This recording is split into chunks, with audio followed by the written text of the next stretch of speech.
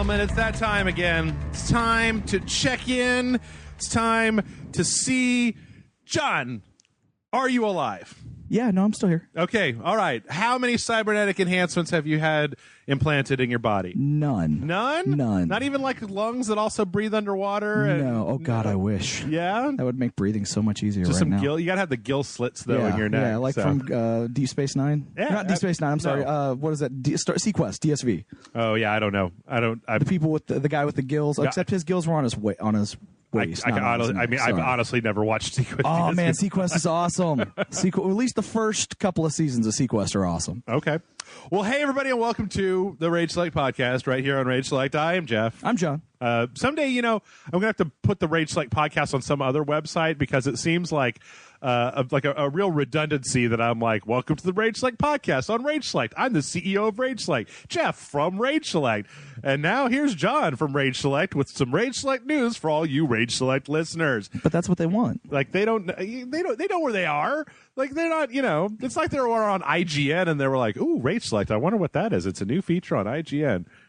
I wish we were on IGN. It would just make this podcast into blasting IGN's other reviews of everything and be like, give something a 3 IGN. I dare you. I double dare you.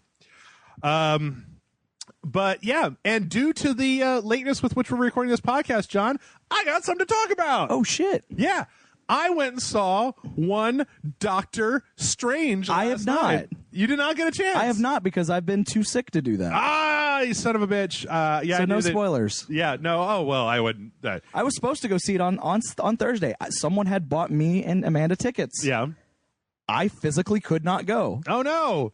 You would have had you could have called me. I could have put a chain around your waist and just dragged you behind my car for a while. No, I physically could not go. It was not a thing. For those of you who don't know, John has been desperately ill for 3 weeks now or something like that. About a month and a half. Yeah, and he's finally on the mend. The doctors used the lasers, space lasers. No space lasers were involved. Just a lot of medication. Okay, all right. I'm on 4 different prescription drugs, 1 over-the-counter drug, and an inhaler, and yeah, I think that's... No, there was also 5 different prescription drugs. Okay. There's a lot. But it's a lot. Yeah. Went to I even put on 3D glasses. Oh, shit. To see Doctor Strange, which is not a thing I like to do. I actually got to tell you, for those of you out there who are like you can't see, but I'm making a sideways hand motion, a little, about 3D. This may not be the one to see in 3D because although the 3D is incredible, in the trailer, all that folding world Inception business. Yeah. Boy, howdy, there's some times where sensory overload. The virtual camera is zooming down a hallway while the hallway is stretching out, and there's just shit happening everywhere, and I'm just like, I gotta, but yeah, for the most part, it was really good. I think a lot of it was due to the fact that, as people have seen, on the posters and the trailers and stuff like that, whenever he does little magic stuff, and it's kind of this orange, power, right? A circle or whatever.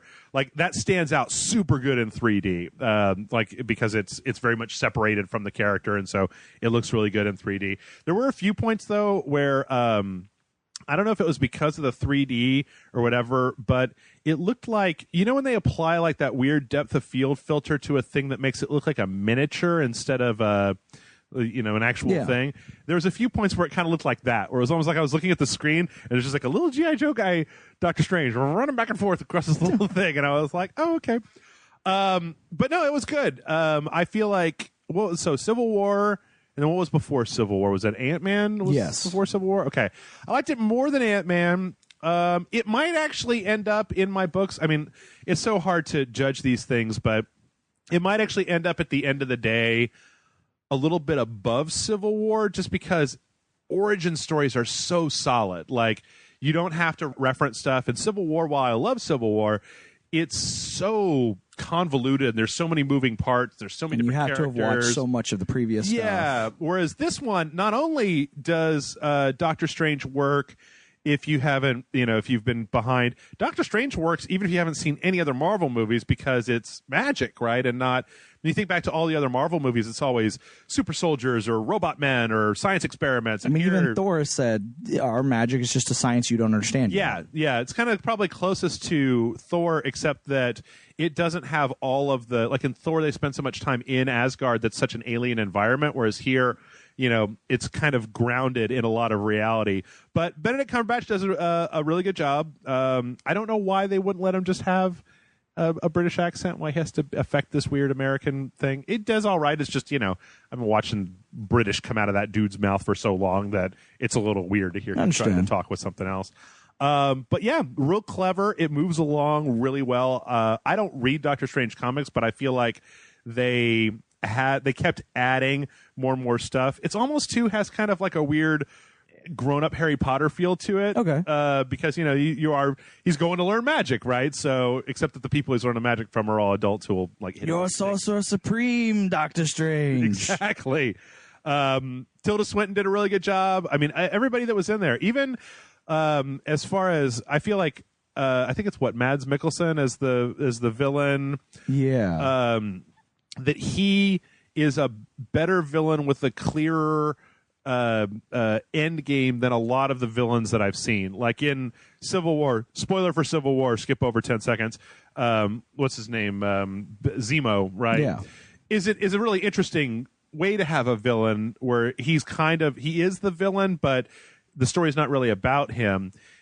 Yellow Jacket and Ant-Man was so over the top. Yeah, and then even going back like to Guardians, I felt like they didn't give Ronan enough screen time. He was really just kind of this snarling genocidal maniac, whereas Mads Mikkelsen does a good job of they have a few times, and it also works really well as a framing device that, because Stephen Strange is a doctor and kind of a man of science going into this world of like magic and stuff that he doesn't really understand, there's a lot of really clear areas for exposition that doesn't feel forced, because he's like, what? Like he's just constantly like, what is that? What is that? What is going on here? I don't understand what anything is going on here. And because, his training is more of kind of like it's very mysterious and very oblique, that there's constantly time to, give the villain a reason to talk about why he's doing what he's doing. So the whole thing came out well. The special effects were crazy. I really liked the way that they set up the ending of the movie. They've done some integration into the Marvel universe in very subtle ways, but in no way that you would have to see it before. Like I feel like it's one of the better stand on its own things. Even Ant-Man had that whole thing where he's robbing the Avengers and he fights Falcon, and the stuff at the beginning with Hank Pym and Tony Stark, like all that stuff. There's not really as much of that. There's I think one, maybe two things that connect back to the Marvel Cinematic Universe, and I think one of them was like the after the credits thing. Yeah. But yeah, all in all, looked real nice. Special effects were real good. Rachel McAdams didn't have a lot to do, but she was fun. I never know how to say the guy's name. Chiwetel Ejiofor. The guy that was the operative in Serenity. He's like the kind of the. He's a good actor. I really like him. Yeah, he's kind of his sidekick through a lot of the movie. BD Wong is in there as the Wong, the character Wong. He was really good. Yeah, Tilda Swinton. Everybody does a good job. Really moved along. Really just never felt like I was waiting for something to happen. Just a real solid kind of burger and fries, beginning, middle, end. Wasn't waiting for anything the entire time. Yeah. So I will say most of the opinions that I've heard of Doctor Strange have all been mixed, but they've all said the same thing at the same time. They're all like, it's a good movie. Yeah. I liked it. Yeah. But the mixed part is like where it falls within the ranking of the Marvel movies. Some people are like, oh man, this is right up there at the top, one of the best. Yeah. As one of the best. It may not be the best, but it's definitely up there. Or they're like, it's somewhere near the bottom. Yeah. I see. I don't know. I'm always a sucker for. I'm a sucker for the new. I love new stories and I love new characters. And like I said before, I really like the addition of magic into the Marvel universe, because they really haven't. I mean, as you said, even with the Asgardian stuff was all super tech, right? Not magic. This is just like this fucking magic, man. So deal. And the longer that the Marvel Cinematic Universe goes on, I start to get a little bit tired at some of the sequel stuff. Like I think that Civil War, even Age of Ultron definitely ranked low because it didn't feel like it was doing a lot of new stuff. It just felt like it's one of the problems that you may have with reading a comic book for a long time, is that eventually you might just get bored of Spider-Man because I've been reading Spider-Man for 5 years and it's not really doing anything. And eventually they're just retreading some of the same stories or same story types. Yeah, so you're just like, maybe I'll pick up the new whatever it is.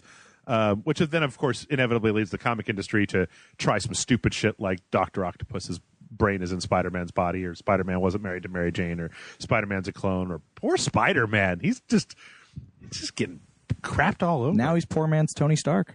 Yeah, I guess that's true. I was actually thinking the other day about when you look at the number of things that they've set up, when they finally get around to Infinity War, I'm like, I don't understand. I don't know. Like, I know that these movies make a lot of money, but when I start thinking in my head of the budget it would take just to get, like, the primary people from every one of these movies in there, like, you would be dropping no War Machine, no Falcon, no Spider-Man, probably, no Winter Soldier. Like, you're going to probably only get half the Guardians of the Galaxy in there. I mean, like, if you had a movie that has Tony Stark and Captain America, and I mean, I don't know if Doctor Strange is going to be in there, but Doctor Strange, you got, who are the primaries in that? Thor, right? Hulk, Black Widow, Hulk. Maybe half the Guardians of the Galaxy, but then you start adding all the rest of them in, and it's like, is BD Wong going to be in Infinity War? Might be. Rhodey going to be in Infinity War? He might be. Is Spider-Man going to be in Infinity War? Because also, I think they announced that Infinity War is not going to be the title of the movie anymore. Oh, okay. Well, they also split it into two parts, right? Well, they actually changed that too and said that it's, while thematically one will be a second part to the other, they will actually have nothing to do with each other. Okay. I'm kind of curious to see how they're going to do that, but it's the Russo brothers that are directing both of them, so that's perfectly okay. Okay. They've been knocking it out of the park with Cap, so. Yeah, I don't know. I think I might have handed that, like, I mean, and this is just my own limited experience, but I might have handed that to somebody who was less grounded than them. Like, maybe, like, James Gunn did Cosmic so good in Guardians of the Galaxy, and the Russo brothers are, both the Captain America movies are fucking great, but they're very much grounded in reality, whereas you start talking about Thanos and the Infinity Gauntlet and, like, what all that means, like, you're getting into some out there territory. Like, this is where you're getting into that fucking Jack Kirby bunch of weirdos riding a space motorcycle bullshit when you start getting to Thanos. But anyway, though, I thought it was really good, and if you like the Marvel movies, I would highly recommend it. Even if you're not a fan of the Marvel movies, I would probably highly recommend it because it was great. It was actually kind of funny, though, because I went with a few people, and it turns out that a couple of them, one was really, really sensitive to 3D. Oh, that sucks. She had to close her eyes a bunch during the movie, and the other person had a thing where they couldn't see the 3D. And so afterwards they were asking us, they were like, so what actually was 3D in that movie? And we'd go, oh, it was this and this and this and this. But yeah, I think it's definitely worth a ticket. I mean, I don't, if knowing what I know now, I don't know if I'd rush right out and see it again. I might go watch it again when it gets a little bit outside of the craziness, just to watch it in 2D to get a little bit easier time with it. I also missed the first couple seconds. We plan to go see it soon. Hopefully, probably Sunday night or Monday night or something like that. Mm-hmm. When the weekend crowds have died down. And you got to go see Doctor Strange, and I got to go see a doctor of a different variety. So that's right. Was he strange? No. Actually, it was a she. And was she strange? No. She was actually pretty normal, standard doctor. So that's. So like my cough got really bad. Mm-hmm. Like I wasn't sleeping, I wasn't eating for a couple days. And it was to the point of that I was coughing so bad that I was dry heaving all the time. Eee. So I basically like went to the doctor and they were like, oh wow, well I had gone to the doctor like not this past Friday, but last week Friday. Okay. And they had prescribed, they're like, oh, okay, we think you might have bronchitis bronchitis or something like that. Sounds like a really easygoing doctor. And we're going to prescribe you some things. You should be fine. If you're not, if you end up coughing up blood or like or stop being able to breathe because of it, definitely go to an emergency room. But you should hopefully get better with this. When I'm going to prescribe you, that's fine. Week went by, it got worse. Okay. Like what they were prescribing me apparently didn't work. It got worse, but I wasn't coughing blood and I wasn't like having trouble breathing. So, I mean, go to the emergency room if you're coughing up blood or can't breathe. They're kind of just good. It's good life advice. Yeah. For everybody. So I went back and a different doctor saw me this time, and she's like, "Well, I don't think her diagnosis was off. Yeah. This is definitely what you have. Yeah. It's worse now." And I'm going to prescribe you a bunch of stuff. Gamma rays. Continue taking what you're taking. Okay. The stuff that you were already prescribed. I'm going to prescribe you a bunch more stuff. Okay. I'm also going to prescribe you some stuff that I feel that she should have prescribed to you the first time, which was like antibiotics and things like that. Okay. And then I'm also going to prescribe you an inhaler because I'm listening to you right now and you're wheezing a little bit. Yeah. And you said you don't have a history of any like breathing issues. And I'm like, I don't. And she's like, okay, I'm also going to put you on this machine, a breather machine. Yeah. We're not going to be pumping oxygen. I'm actually going to be pumping medicine into your lungs to hopefully help clear out some of the wheezing. Mm-hmm. And I thought it'd be funny, and I took a selfie with it and put it online, and everyone freaked out a little bit more than I probably did. In hindsight, I was like, after I posted, I was like, that probably looks a little bit worse than it was. Yeah. John's like, hey, so today was a good day. Fun times at the doctor's office. Hashtag YOLO, hashtag Bane lives, hashtag vapes for life. Like with this. Morton John. Yeah. A couple people made Mad Max and Morton jokes. Yeah. I was like, people probably reacted. Come on, man. Come on. Be like if I posted a picture of my arm all wrapped up in a bandage, and I was like, oh man.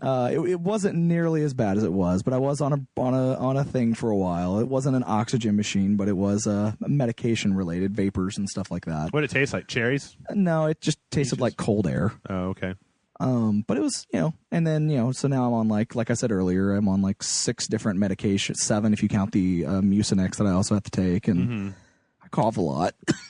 Have you ever breathed pure oxygen before? No. When I was in Vegas, they had a little kiosk. You give them $25. These little things where you like stick it in your nose, and they basically just pump like pure O2 in there. Oh yeah. Man, that shit is awesome. Like it's like your body never actually gets pure oxygen, and I always liken it to reverse smoking, where it's like you're breathing in this thing and it kind of makes you a little lightheaded and a little like loopy, but you also feel really good because your body is running on a higher purity of oxygen than it's ever gotten before in your entire life. And then they're like, well, what kind of scent do you want with it? And it's like, ew, why would I want to breathe in lemons? That's gross. But so that's been fun.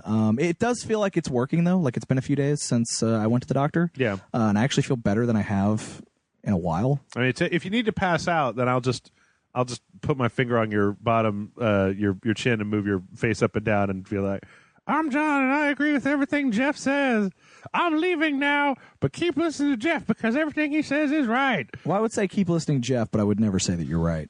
But yeah, no. It's so. I mean, I still have the cough, but I'm actually feeling better. Like I actually got my appetite back. Like I can actually eat food. Yeah. Like for 2 days there, like I couldn't eat any. Like I literally ate a hot dog and threw it up. I ate half the hot dog and threw up half of that hot dog that I ate. Was it from Wiener Schnitzel? Because that might not be related to the. No. It was from another place, Lucky Dogs, a local place here in town.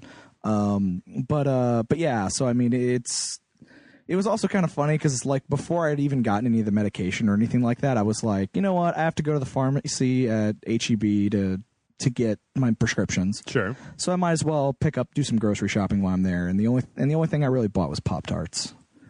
Because I had a really huge craving for Pop-Tarts, and I hadn't craved food for like a week. Mm-hmm. Like for longer than I had stopped eating. Like I hadn't been craving anything. It was like literally I had no craving for any food, and I was kind of forcing myself to eat. Yeah. And then it got to a point where then I started like coughing so bad that I would start throwing up whatever I was eating. Ew. Kind of thing. Brown sugar or strawberry? It's strawberry. Okay. Yeah, no, my Pop-Tarts are always strawberry, and I don't heat them up. I eat them raw. Yeah. A lot of people look at me like I'm crazy when I tell them that, but I don't. Pain in the ass. It's fine. I don't like heated up Pop-Tarts. I like them the way they are. Just open the package and start. put it in a toaster for 2 minutes and there's lava on the inside of your Pop-Tart. Yeah, like, I don't have to wait for my Pop-Tart to cool. Just shove it in your face hole. Yeah, so I've been eating Pop-Tarts for a lot, and then like I had craving for tacos, and then I've now sated that craving. So it's all good. All right. I feel better. I feel things are coming up Millhouse now. Excellent. Well, we have a ton of news. I was going to talk about that Wonder Woman trailer, but I don't really know that I have anything to say about it. It looks exactly Looks like good. The first one.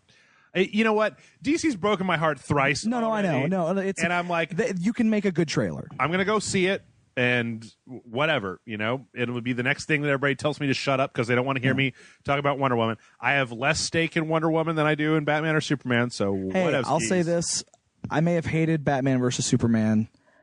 I hated Suicide Squad a lot less. Like, I actually liked Suicide Squad to a degree. Like, it wasn't offensive to me as a person. Okay. Or as a fan of comic books. Okay. It wasn't a great movie. Yeah. But it wasn't, it wasn't as infuriating as Batman v Superman was. Okay.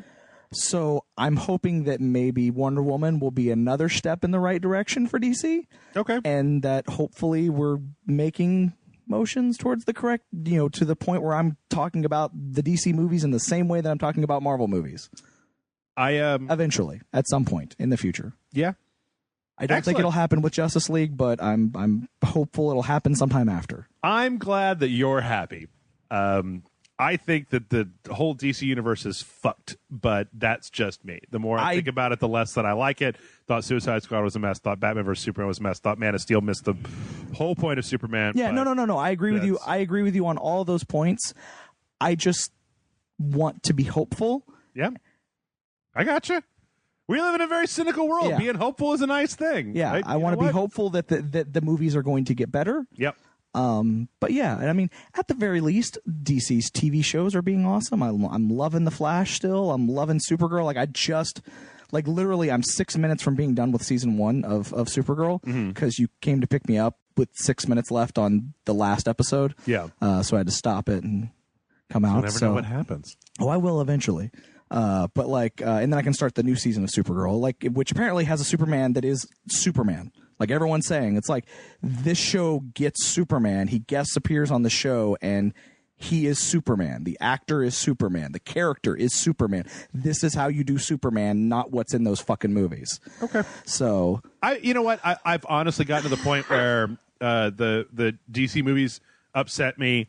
And then the people that are fans of the DC movies have also upset me to the point where I don't feel like I can't talk about why I don't like them because people get pissy in the comments. Oh, I know. And I can't like them because I just don't like them. Yeah, no, I agree. And so now it's like the longer that this shit goes on, the more I'm just like, you know what? I really have started to just care less and less.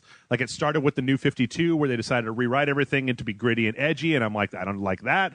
And then it moved on to trying to watch The Flash. And I kind of eventually got a little bored of it. And so I stopped doing that. And now I'm to the point where I'm just like, you know what? I'll go watch Wonder Woman. But my love of DC Comics, it's like now I just read old back issues. And that's fine because I can't. But I'll tell you what I do love. What do you love? Overwatch. And this week was BlizzCon. How's that for a segue? And they, Blizzard always, I forget sometimes that Blizzard owns, that they don't stop developing their games. Like they just develop the shit out of them forever. But it was like my birthday and Christmas because there was a brand new Overwatch short. Yes. Which I've super enjoyed all of them. With the announcement of the new character. Yes. So this was to coincide with the release of Sombra, who was, all of these characters in Overwatch have been like really poorly kept secrets. Well, Sombra has been an online ARG that went on way too long. Yeah. A lot of people would say. In which they provided hints about the character, and then there were actual legitimate leaks about the character that kind of ruined the reveal a little bit. But. Okay. I mean, I don't, I usually do my research for the weekly news like right before we start, so I hadn't seen this. But last night I actually saw the announcement, and I saw there's actually there's like 3 different videos. I mean, when they did Anna, they did like, okay, so there's a gameplay video, and then there's a like an animated kind of origin, and then there were 2 comic books. Oh, really? Okay. Digital comics. Yeah. Okay, I have to go look at those 2.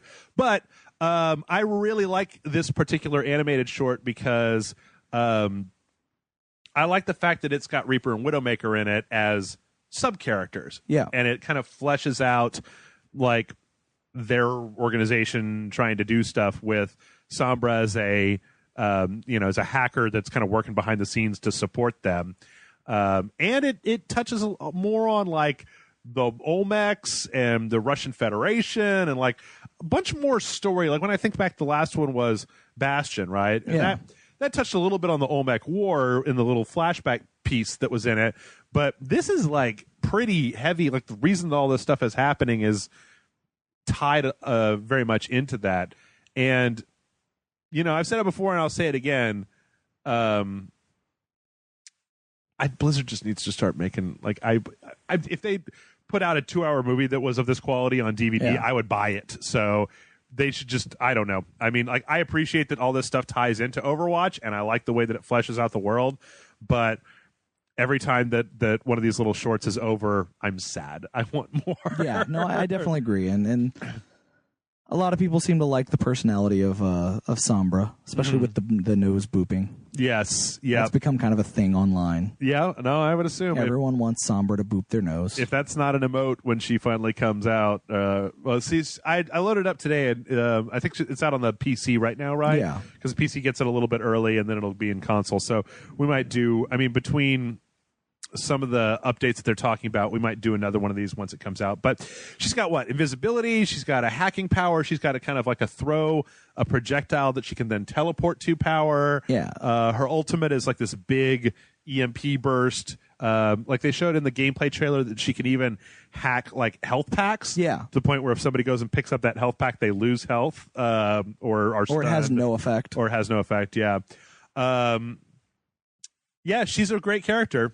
And really cool. There's also, like I said, there's a second just straight up animated short that they had that was kind of about like where she came from and I'll admit I did not actually see the second animated short. I've only seen the first one. It's pretty nifty. I basically, it's kind of motion comic-y, so it's not exactly it's not super in depth, but it's interesting because it shows her as that she started her hacking career as a little kid.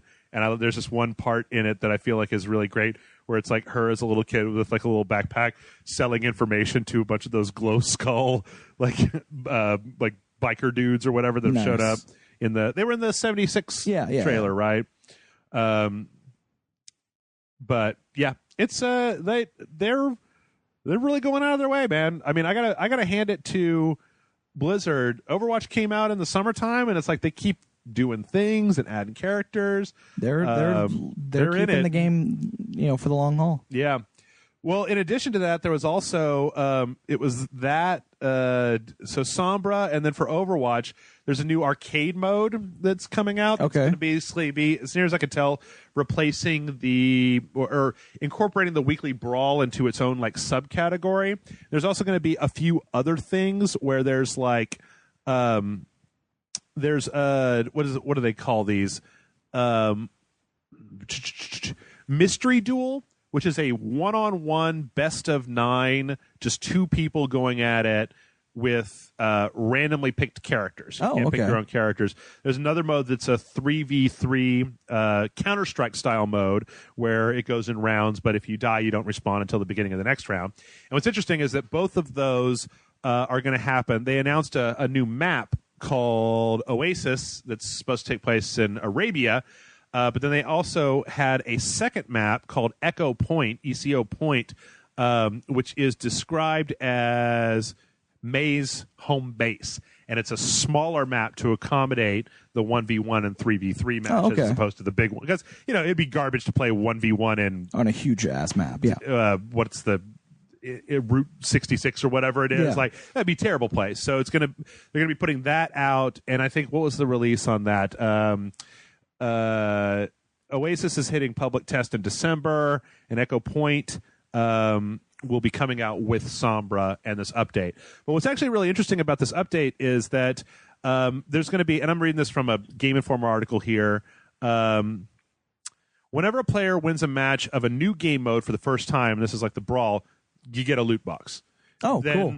if you play 3 matches of any game mode in the current arcade rotation, you get another loot box, and you can get, I think, 3 that way, and there's a counter that resets every week. So it's like you can start racking up a lot more loot boxes. Like I like the idea of them incentivizing people to play in those modes by giving them loot boxes. So you're going to get a trickle where every week you got a great reason to load up Overwatch and play a few games in arcade to net yourself a free. Oh yeah, definitely. I actually like that a lot because sometimes it feels like it takes especially when you get into the higher ranks, the higher levels of the player. It just feels like it takes forever to get a loot box. Yeah, I'm really pissed that I wasn't able to put more time into the Junkenstein thing because I really wanted some of those Halloween costumes. Yeah, same here. But so yeah, I think the out of the Junkenstein things, I only got sprays. I didn't get any costumes. Oh man, I saw somebody on Imager that was Witch Mercy for Halloween.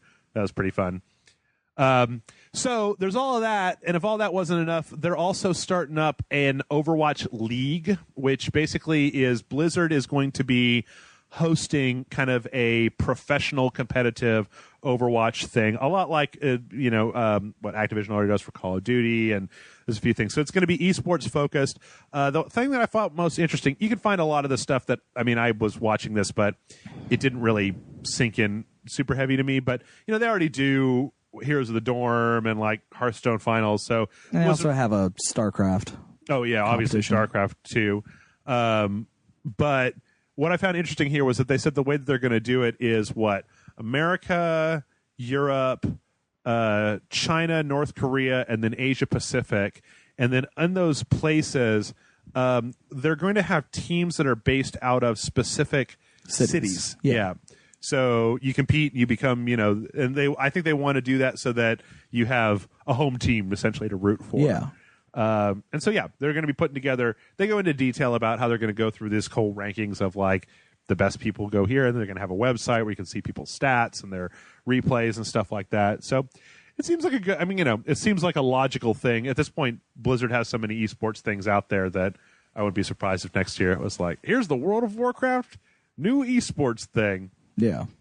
But that's a hell of a lot of updates for Overwatch. And that's not all. They announced a whole shit ton of stuff. Yep. Diablo 3, of all things, is getting a new character? Yeah, is getting an update where they're bringing the Necromancer from Diablo 2 into Diablo 3 as a character that you can play. I think it's in December, actually. Nice. I haven't really played Diablo 3 very much. I go back and play it when there's an expansion or a big thing. But apparently they have the Seasons updates are going to start coming to the console version of Diablo 3, where I don't know that much about Seasons, but it's like they're bringing in new features that, kind of give you an incentive to go back and keep playing the game. I'll be honest, I haven't played Diablo 3 since before the last big expansion. Oh, yeah. Mm-hmm. The last expansion was good, and the Crusaders was a fun as hell class to play. I'm not really the kind of guy who's like, oh man, I can't wait to play Diablo on super hard difficulty level and prestige and get all the great loot. I just kind of like playing it. Actually, I'm sorry. That looks like Necromancer is 2017. I think the other thing was that in 2016 they're bringing a patch called Darkening of Tristram to basically put Diablo 1 into Diablo 3. Yeah, so you can play the Diablo 1 campaign in the Diablo 3 engine. Yeah, which is interesting when you consider how good Blizzard the Diablo team has gotten at randomly generating levels. And you think back to how they were randomly generating Diablo 1, I'm like, well, that's nothing, right? Tristram as an area is super small, and the dungeons in Diablo 1, it was like, what were there, 5 different like skins as you went down? So that's not really that difficult. I mean, you're plugging in new stuff. What I think is interesting, though, is that it said that there's going to have a graphics filter option to make it look like old Diablo. Oh, wow. And I'm interested to know if you can play that with the new characters, if they're going to go back and redraw all of the new character types in old Diablo style and let you go do that, because that could be really fun. And this is when is it supposed to be? They may not have actually put a release date on it. Yeah, because there isn't even like a screenshot or a video right now for it. So, but that's kind of cool. Yeah, like, no, it's very cool. There's a bunch of reasons for me to reinstall Diablo 3. Hey, yeah, you know, same here. So maybe even purchase the expansion that I didn't buy. Yeah, I'm sure it's pretty cheap at this point. Yeah. Oh, they always have a winter sale. Especially, thanks Black Friday. Usually they have some type of really good Black Friday sale. Yeah.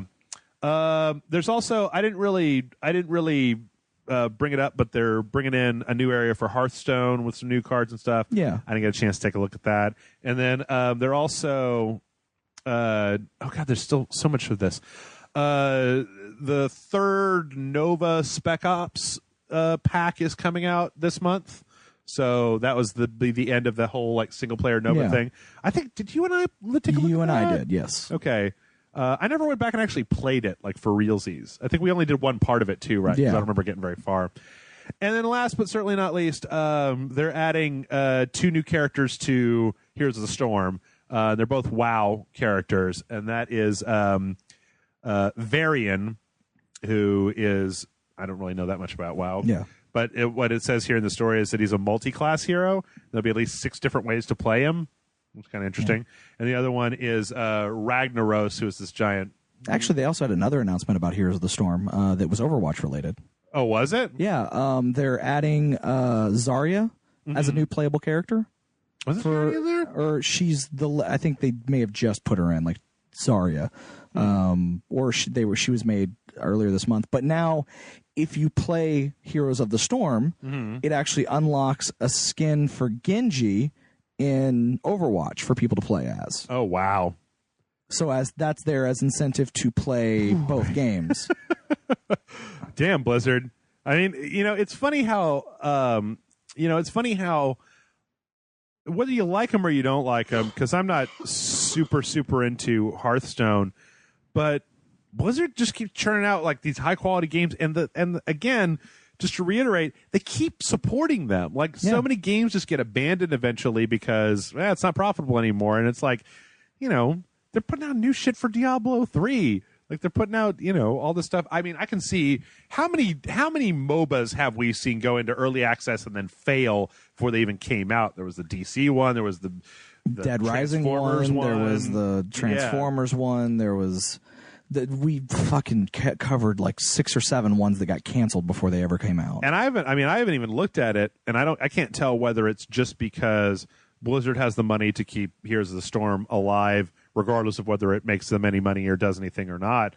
But, I would say it's like what? League of Legends, Dota 2, Heroes of the Storm? Like when you look at MOBAs, maybe switch Smite and Heroes of the Storm, but like, or Strife or either one of them. But, it's still hanging in there. Like they kind of made a commitment to do this thing, and then they did it, and they keep supporting it. They keep adding new stuff on, and I just gotta, it's kind of rare these days in the video game industry with so many places just getting, so many games that just get thrown away or shut down whenever they start to lose dollar number one. All right, well, I've got another whole motherfucking tab full Let's of keep going. tabs here, but we might have to cut a few of these. Mass Effect, they did a quick little teaser this week for the Andromeda initiative, and I guess that it's what? N7 is November 7th. That's N7 Day is when they're going to have their next trailer. So it's only a few days away from now. Yeah, it won't be out by the time this comes out, but it could be out by the time that you folks at home are listening to this. But this was a very kind of generic trailer, just showing somebody in some N70, some Mass Effect style armor on the moon, like looking at the old lander and looking at Earth, and like, oh man, we reach for the stars, but we got there finally, and I don't know, I'm a Mass Effect man. I really do hope that whatever they show on the 7th finally gets my motor started. For I signed up for their mailing list thing, the whatever they say at the end of this, like join the Andromeda initiative or whatever. Yeah. Like I signed up for it, so I hope to. I'm really hoping it's interesting. Okay. Because I will say that sneak peek that we got at that what was it, the PlayStation conference thing, or oh yeah, the 4K one. The 4K thing was not impressive. No. Like the one they showed at E3 that was the kind of like going across the different worlds and doing. I mean, some of the trailers that they've had at E3 have been great. That 4K walkthrough thing, it was like, why are you even bothering to show me this? It's just walking around. Like, oh, you can jump. Well, big fucking whoop, man. Like, you couldn't jump in other Mass Effect games. You can jump in plenty of video games, though. Jumping is kind of a staple. I might just still be pissed off about the whole, like, if you don't have a 4K TV, stop this video, go buy one, and then bring it home and or find a 4K TV to watch it on. Yeah, because shut up. That's why. Next up, we got some news about Nioh. Oh, actually. Okay. So there was a really interesting article that I came across. So Sony Interactive Entertainment is going to be publishing Nioh next year. And they actually had a breakdown, which I felt was really interesting, about Nioh is going to come with 3 different modes to play Nioh in that you can switch between.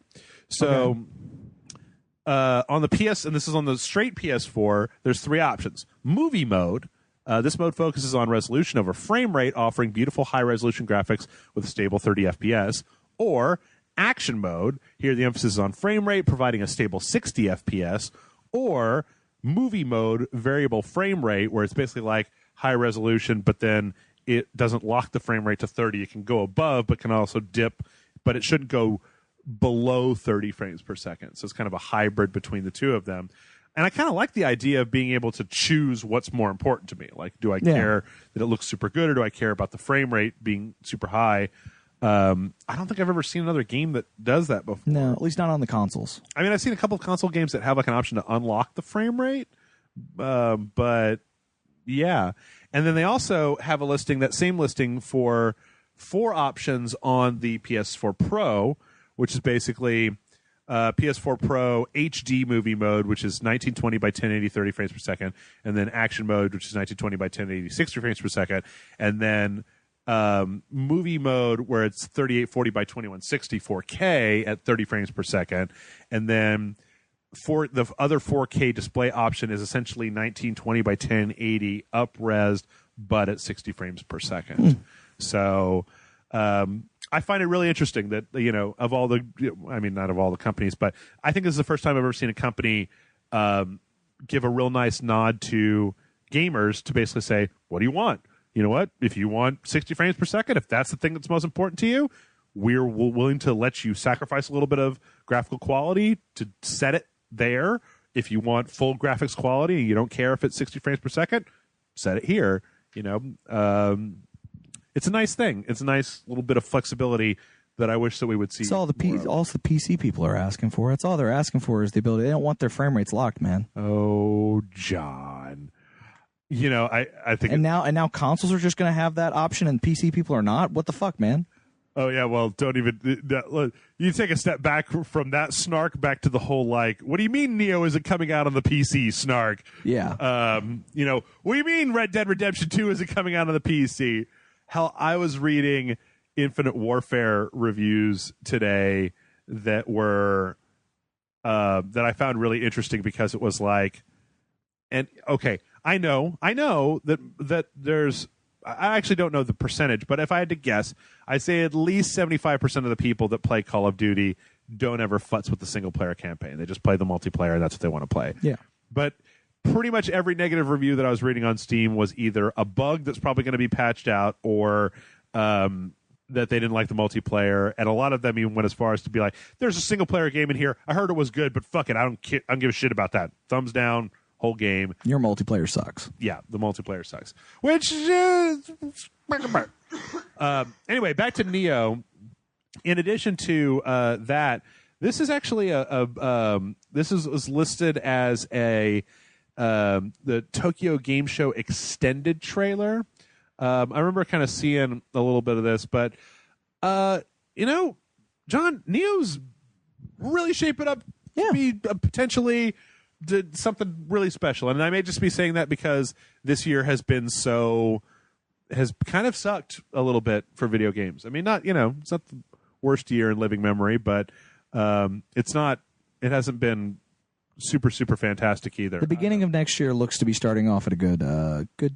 Good pace. Yeah. We hope.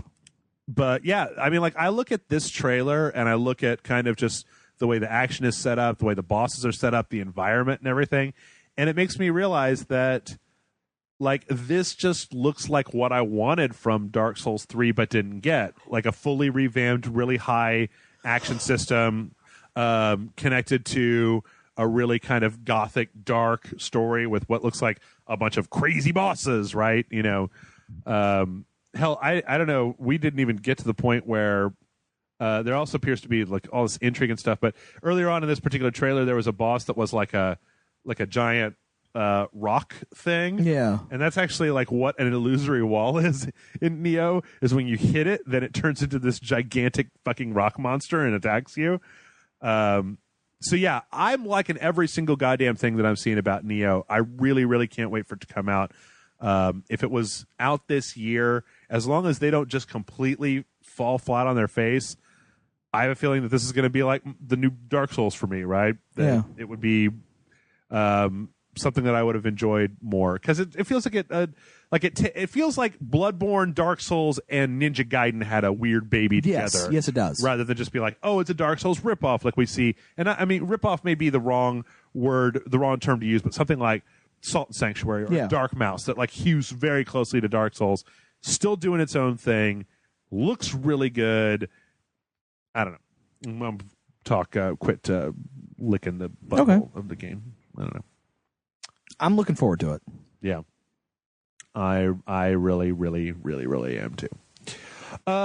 Next up, we got a little bit of an update on the whole SAG-AFTRA, the voice actors guild strike. So apparently, a kind of a group of game companies, Activision, EA, Take-Two, and WB, issued a public statement last week saying that, basically accusing the Screen Actors Guild negotiators of not presenting the proposed terms that the companies put out to the Screen Actors Guild members. And they say this because they feel like the Screen Actors Guild wanted X, and they offered them like 87% of what they wanted, and that they then came back and said no, and they felt like that they'd never actually passed this offer down and asked the constituents of the Screen Actors Guild whether they would accept that. So it's kind of interesting. It's kind of insider baseball, but if you're interested, there's a bunch of different, like they wanted to give them an extra, like 9%, and there was some other things. Like I think the sticking point for this entire thing, as near as I can tell, is royalties. Yeah. The companies do not want to pay the screen actor, or they do not want to pay the voice actors royalties on what the game makes. They don't want to pay them a percentage of what the game makes. Yeah.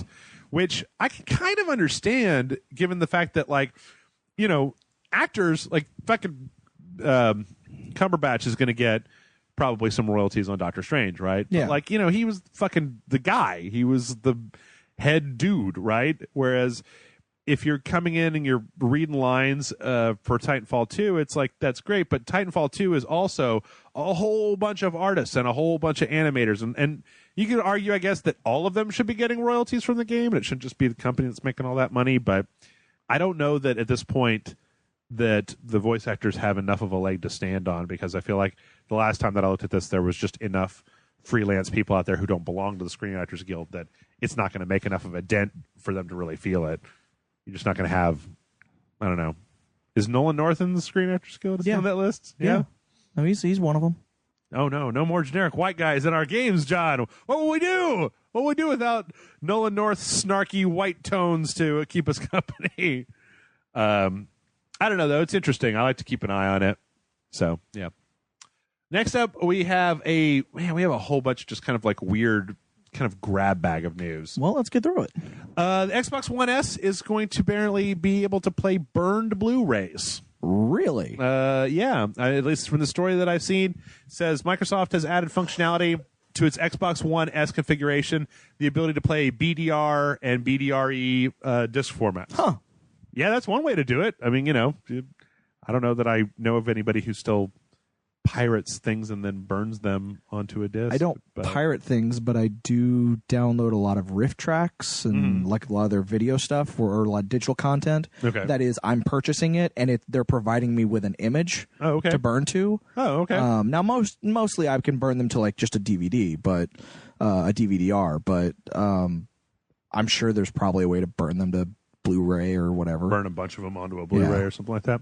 So yeah, that's interesting. And if it's the sort of thing that appeals to you, maybe that's another checkbox in the column of the Xbox One Slim. Cool. I just have a really hard time about why anybody would buy. I mean, I don't know. It's more so with the PlayStation 4, with the PS4 Slim than it is with the Xbox One Slim. But knowing that Scorpio is right around the corner, it's almost like, why would you spend that money now when you could just wait a year? I mean, I guess a year worth of video games, that might be worth $400. Yeah.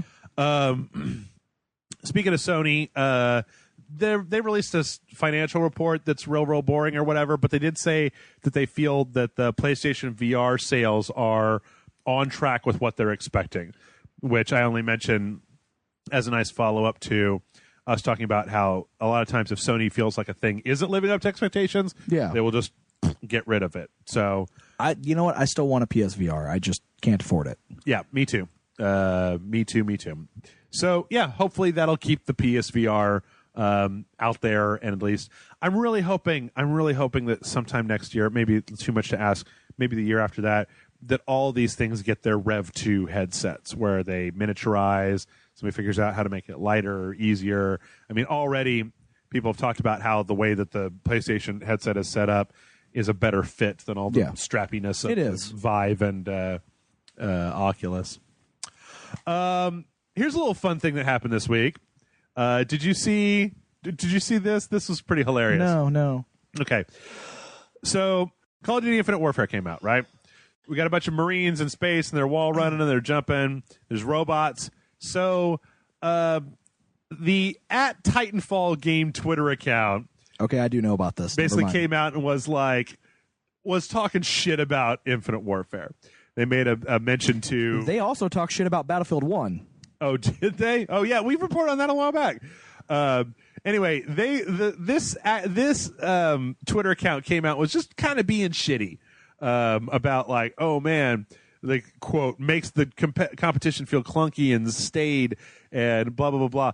Then Respawn came out and tweeted, "Congratulations to our good friends at Infinity Ward on a great launch. We're looking forward to playing with you this weekend." Which, you know, considering that Respawn was built from ex-Infinity Ward people, some with some extremely, I mean, Weston Zampella, that's bad blood. Yeah. That's a nice little, just like, you know, hey.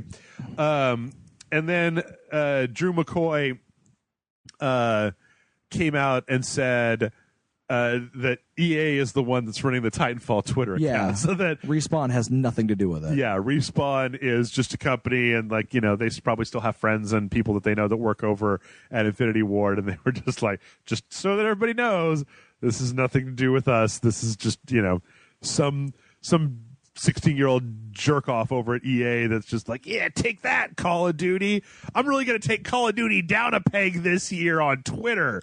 Well, it was like before Call of Duty came out, they were like, oh, well, for other games like ours may have season passes where you have to buy your extra content, referring to Battlefield's recent announcement about it. And then going, but with us, all content updates will be free afterwards. No season pass required. Make the right choice. And it's like, you're both owned by EA. Why are you insulting Battlefield 1? I have to say, we're going to talk because I beat Titanfall 2. Yeah. But here's a little preview. I honestly feel like Titanfall 2 did itself a disservice trying to squunch out between Battlefield 1 and Call of Duty, especially with Overwatch doing their thing. Like, I almost wish that Titanfall 2 had just waited until February to come out, like on a week when nothing else was out, because it probably could have gotten a lot more attention, and it probably wouldn't have to deal with doing stupid shit like this to try to get attention, because it's not a bad game. Like, I like the multiplayer, I like the single player, I like the whole thing.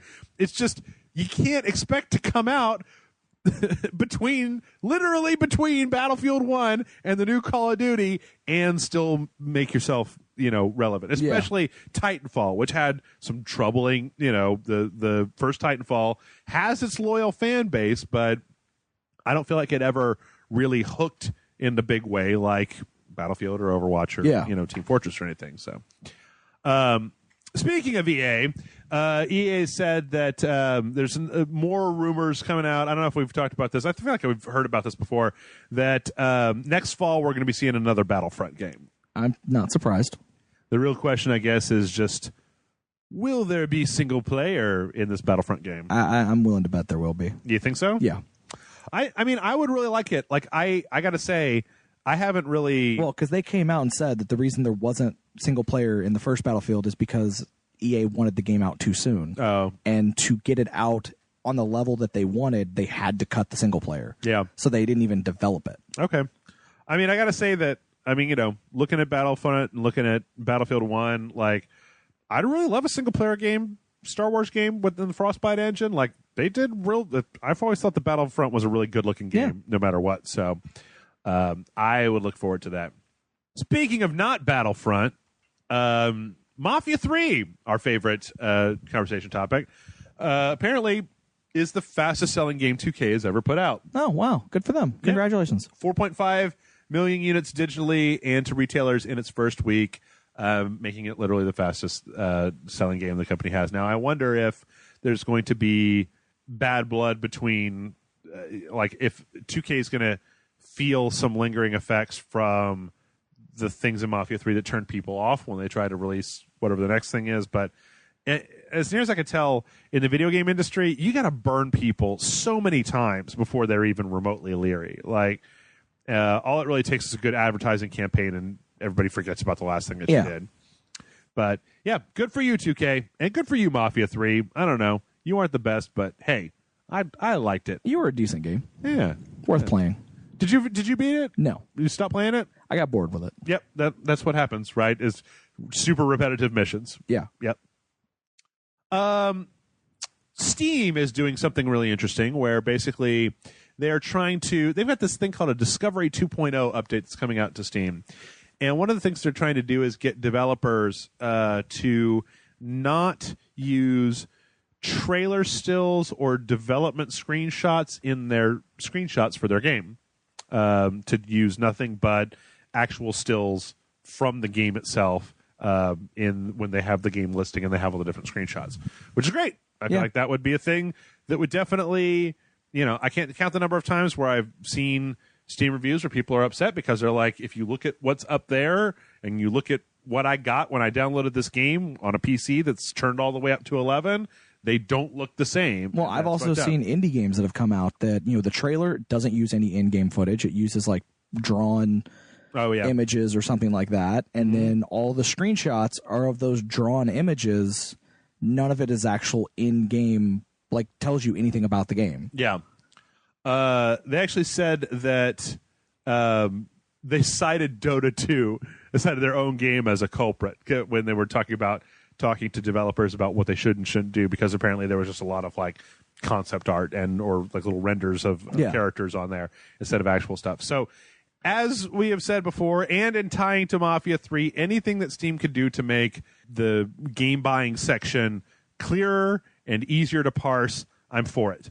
I think that they drag their fucking feet way too slow on this shit because you own the platform, and this is something that you should have done probably 3 years ago, maybe more than that. But if you could at least do it now, at least do it now. Agreed.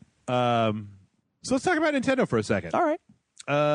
So the president of Nintendo this week, Tatsumi Kimishima, came out and basically said that the Switch will not be that the development on the Nintendo Switch will not be taking the place of 3DS development at Nintendo. That they're not essentially planning on turning the Switch into the new 3DS. They still want there to be two different branches for that in two different places. Now, I have to wonder, When we were looking at the video for the Switch, like the card slot that they were putting their games into didn't look like it was big enough to hold a 3DS cartridge, did it? Well, it looked like it was a bigger cartridge. Okay. The one that was used in the Switch, so it looked like they were bigger cartridges than what was the 3DS. I don't think that they would do that, right? Nintendo's not the kind of company that would put out, turn the Switch sideways and you can use it as a big virtual 3DS if you want to. I don't think they would do that. They care too much about having their 3DS. There's also a question in this interview where he talked about this on Bloomberg, where they talked about virtual reality, and he said, "It's not that we're uninterested. In fact, we have a lot of interest. VR offers the experience of playing in a new way, but that depends on the software and how you use it to play." I would think that I would really like Nintendo to take a swipe at VR because they're the kind of company that is meticulous enough about their design aesthetics that I feel like they would at least try in their own way to make something that was as easily accessible to as many people as possible, maybe bringing down a little bit of the gateway and barriers. Call it the Virtual Boy 2. Virtual Boy 2. You can have that one for free, Nintendo. Because that won't bring any negative. No negative connotations at all. No. Watch Dogs 2, speaking of part twos, basically is one of those games that's had a season pass, and they finally laid out what they want to do with the season pass. And it's what you would expect. It's 4 different story bonuses, and then a pack of my God, I gotta play this. I mean, this trailer, John.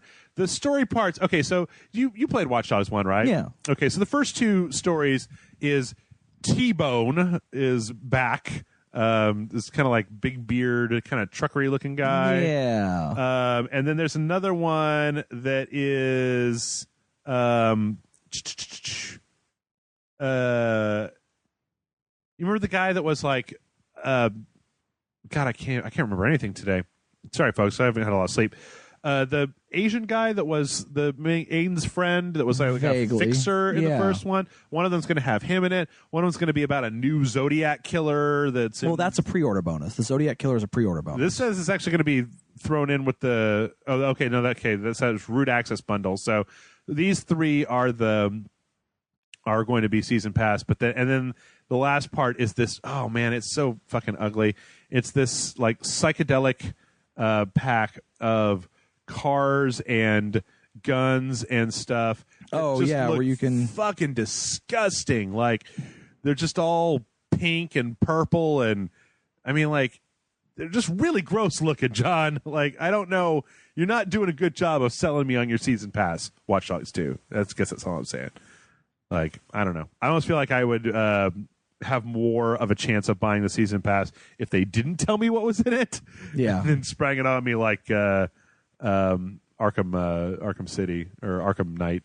But yeah, tell you what, there was a real interesting. Have you seen this Project Wight? WIGHT? No. So this is I believe that there's a Kickstarter for this. Let me just check this real fast. No, but so this is The Outsiders, an indie studio set up from by Dave Goldfarb, one of the leads on Battlefield. That's making their first game, and it's called Project Wight. And it's interesting because it's like Norse mythology. Well, you had me there. But the twist here is that you play as a monster. So it's like Grendel, except that you're the monster. And so in the video that we're watching right now, this is when your monster is very young, and you can only basically just run away from humans because even the weakest of humans can kill you. So it's kind of moving around, and they do does a little like jump to freedom type of thing. Later on, they show a little bit of what it's like to be the adolescent monster, and there's a lot of like grabbing people and biting them and jumping, and apparently they have like little secret squirrel wing flaps where they can do some gliding. Whole thing looks really nice. Like it's got a nice look to it. And I like the idea of you playing as the monster because we don't, I mean, in a single player narrative experience, I like that because we just don't see it quite as much. So could be interesting.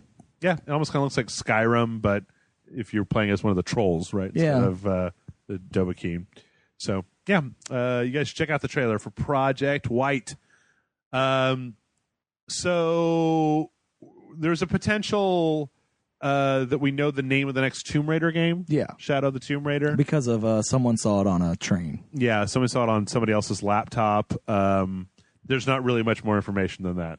So if you guys who enjoyed, I never got a chance to play the second one. I played the first one. I liked it, but I just never got around to playing the second one. But for those of you who are interested, Shadow of the Tomb Raider may be the next one. Swery has left his company. Swery 65 has left his company. For those of you who don't know, that's Deadly Premonition, Dark Dreams Don't Die. I don't know. Love that dude. Would you say him or Suda was more bizarre in their games? It's hard to tell. Yeah. Suda's got more games, so I feel like he's got more examples of non-crazy. I feel like Suda's is a more polished crazy, whereas Swery's is a little bit less polished. Just kind of like nutty. But they're both equally weird for different reasons. Yeah. Apparently he's had some health problems, and while it says that he's retiring from Access Games, it doesn't say he's retiring from game development forever. So yeah. Who knows? We might see. I hope he gets better. More of that. Yep. Get well soon, sir. And our last game thing before we go on a little bit of just fun is it was announced that Nidhogg 2 is going to be on the PS4 next year. And I think I watched a trailer a while back, but Nidhogg 2 looks fucking nuts, John. Yeah, I know. It's so weird looking. It's like these giant naked Muppet men. Look like giant Homer Simpsons. Yeah, they look real weird. And I read an article where actually they were talking about how they did this because they wanted when people like stream the game for there to be more interesting things for the audience to watch. Yeah. So yeah, I don't know how I feel about this. Like I kind of like the weird ultra violent kind of Muppet thing they've got going on here, but on the other hand, I really did like the kind of clean, super clean, super tight original Nidhogg. Yeah. We'll have to see. No matter what happens, we will probably end up playing it. But yeah, I mean, there's other weapon types. Yep. And bows and arrows, and there was a battle axe. There's a lot of there were knives, stomping on somebody's head while screaming, which is pretty horrifying. Oh, Nidhogg. I often wonder how much money Nidhogg made the developers of Nidhogg. It probably made them enough that they were able to work on a sequel. Yep. And last but certainly not least, apparently the director of Deadpool, Tim Miller, has been tapped to direct a Sonic the Hedgehog movie. Well, he did just quit Deadpool 2, so. Oh, did he? Yeah, he stepped away because of creative differences. Apparently, him and Ryan Reynolds had a big disagreement on the casting of the character of Cable. Mm-hmm. And essentially, he went to the studio. The rumor is he went to the studio, and the studio said, well, we sided with Ryan Reynolds. Yeah. And he went, okay, well, I can't be undermined like this as a director. I'm going to step away before I ruin any actual, friendships. Okay. So I'm off this movie. Have fun finding another director. Didn't they find, I think I might have read something about John Wick. The director of the original John Wick is actually coming on to I hadn't heard that yet. Deadpool 2. But yeah, after stepping away from Deadpool, Tim Miller set his sights on a new gig, developing an adaptation of Sonic the Hedgehog for Sony Pictures. Miller and his longtime Blur studio collaborator Jeff Fowler have been tapped to work on the project, on which Fowler would make his feature directorial debut. So this is going to be a CGI animated / live action hybrid and family oriented. Damn. I was kind of hoping for that Deadpool humor in some Sonic the Hedgehog. Nah. I mean, not the dirtiest parts, but just a little risque, a little Sonic the Hedgehog. I do like the idea that this could be something that it could make for a good Sonic property. Yeah. Not that I'd play very many of them or watch very many of them, but I don't know. Hashtag make Sonic great again. And that, ladies and gentlemen, is where we're going to go ahead and take a break. We come back. We're going to talk a little bit about Titanfall 2. We got a bunch of questions. So stick around, and we will be back momentarily.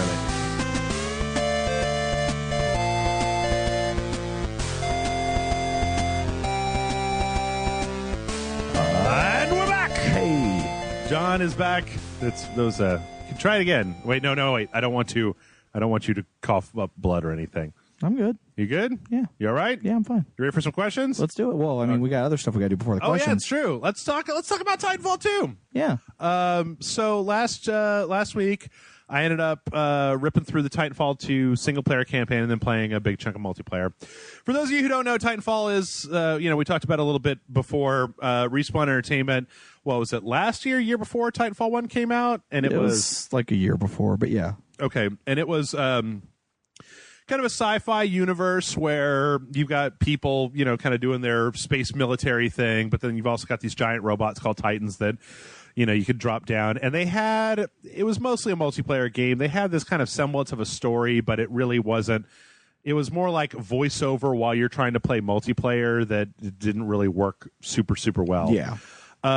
This time around, Respawn has gone ahead and they've created, as I'm sure everybody knows because they just blitzed the huge advertising campaign, a full single-player narrative to the story. And you play as generic McSpace Marine, whose name I will look up here real fast. And I actually really like it because I feel like this is not really a spoiler. Even his name is really generic as well. That's the other thing I remember hearing it. I was like, wow, that's a generic fucking sounding name. Let's see. It's like Jack Cooper. Yeah. Woo! But you know what? This is a little thing I like to bring up. Do you see the coding in there, John? No. Okay, Jack Cooper's initials are JC, and that if you look, actually, you'll find a lot of protagonists with the JC initials, and it's been suggested that's because they're all really just Jesus. That's Jesus Christ. Yeah. But anyway, JC actually plays as he's just a rifleman, like an infantryman, which we actually in the previous Titanfall have seen they were just like the mobs that were there. Yeah. And after a particularly disastrous fall, he actually ends up kind of getting assigned to this Titan called BT, which is we all know stands for Buddha Taoism. No, I'm just kidding.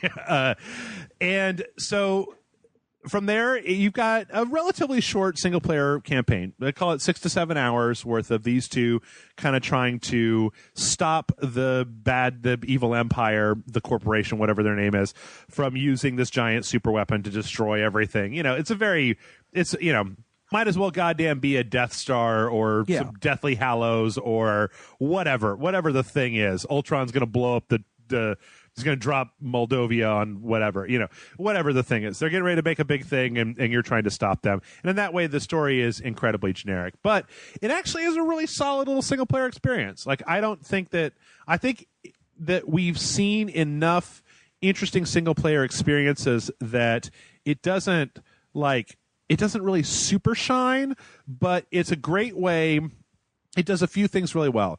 First off, each individual level has its own theme to it. So when you start out the game, you're very much on foot, and they make you do a bunch of stuff before you can wall run, and they really give you access to all the different weapons that you're going to be using in multiplayer, except for the anti-Titan stuff. That's the one thing that I think is a little bit lacking in the single-player campaign is that you don't ever really do a lot of on-foot pilot taking on other Titans.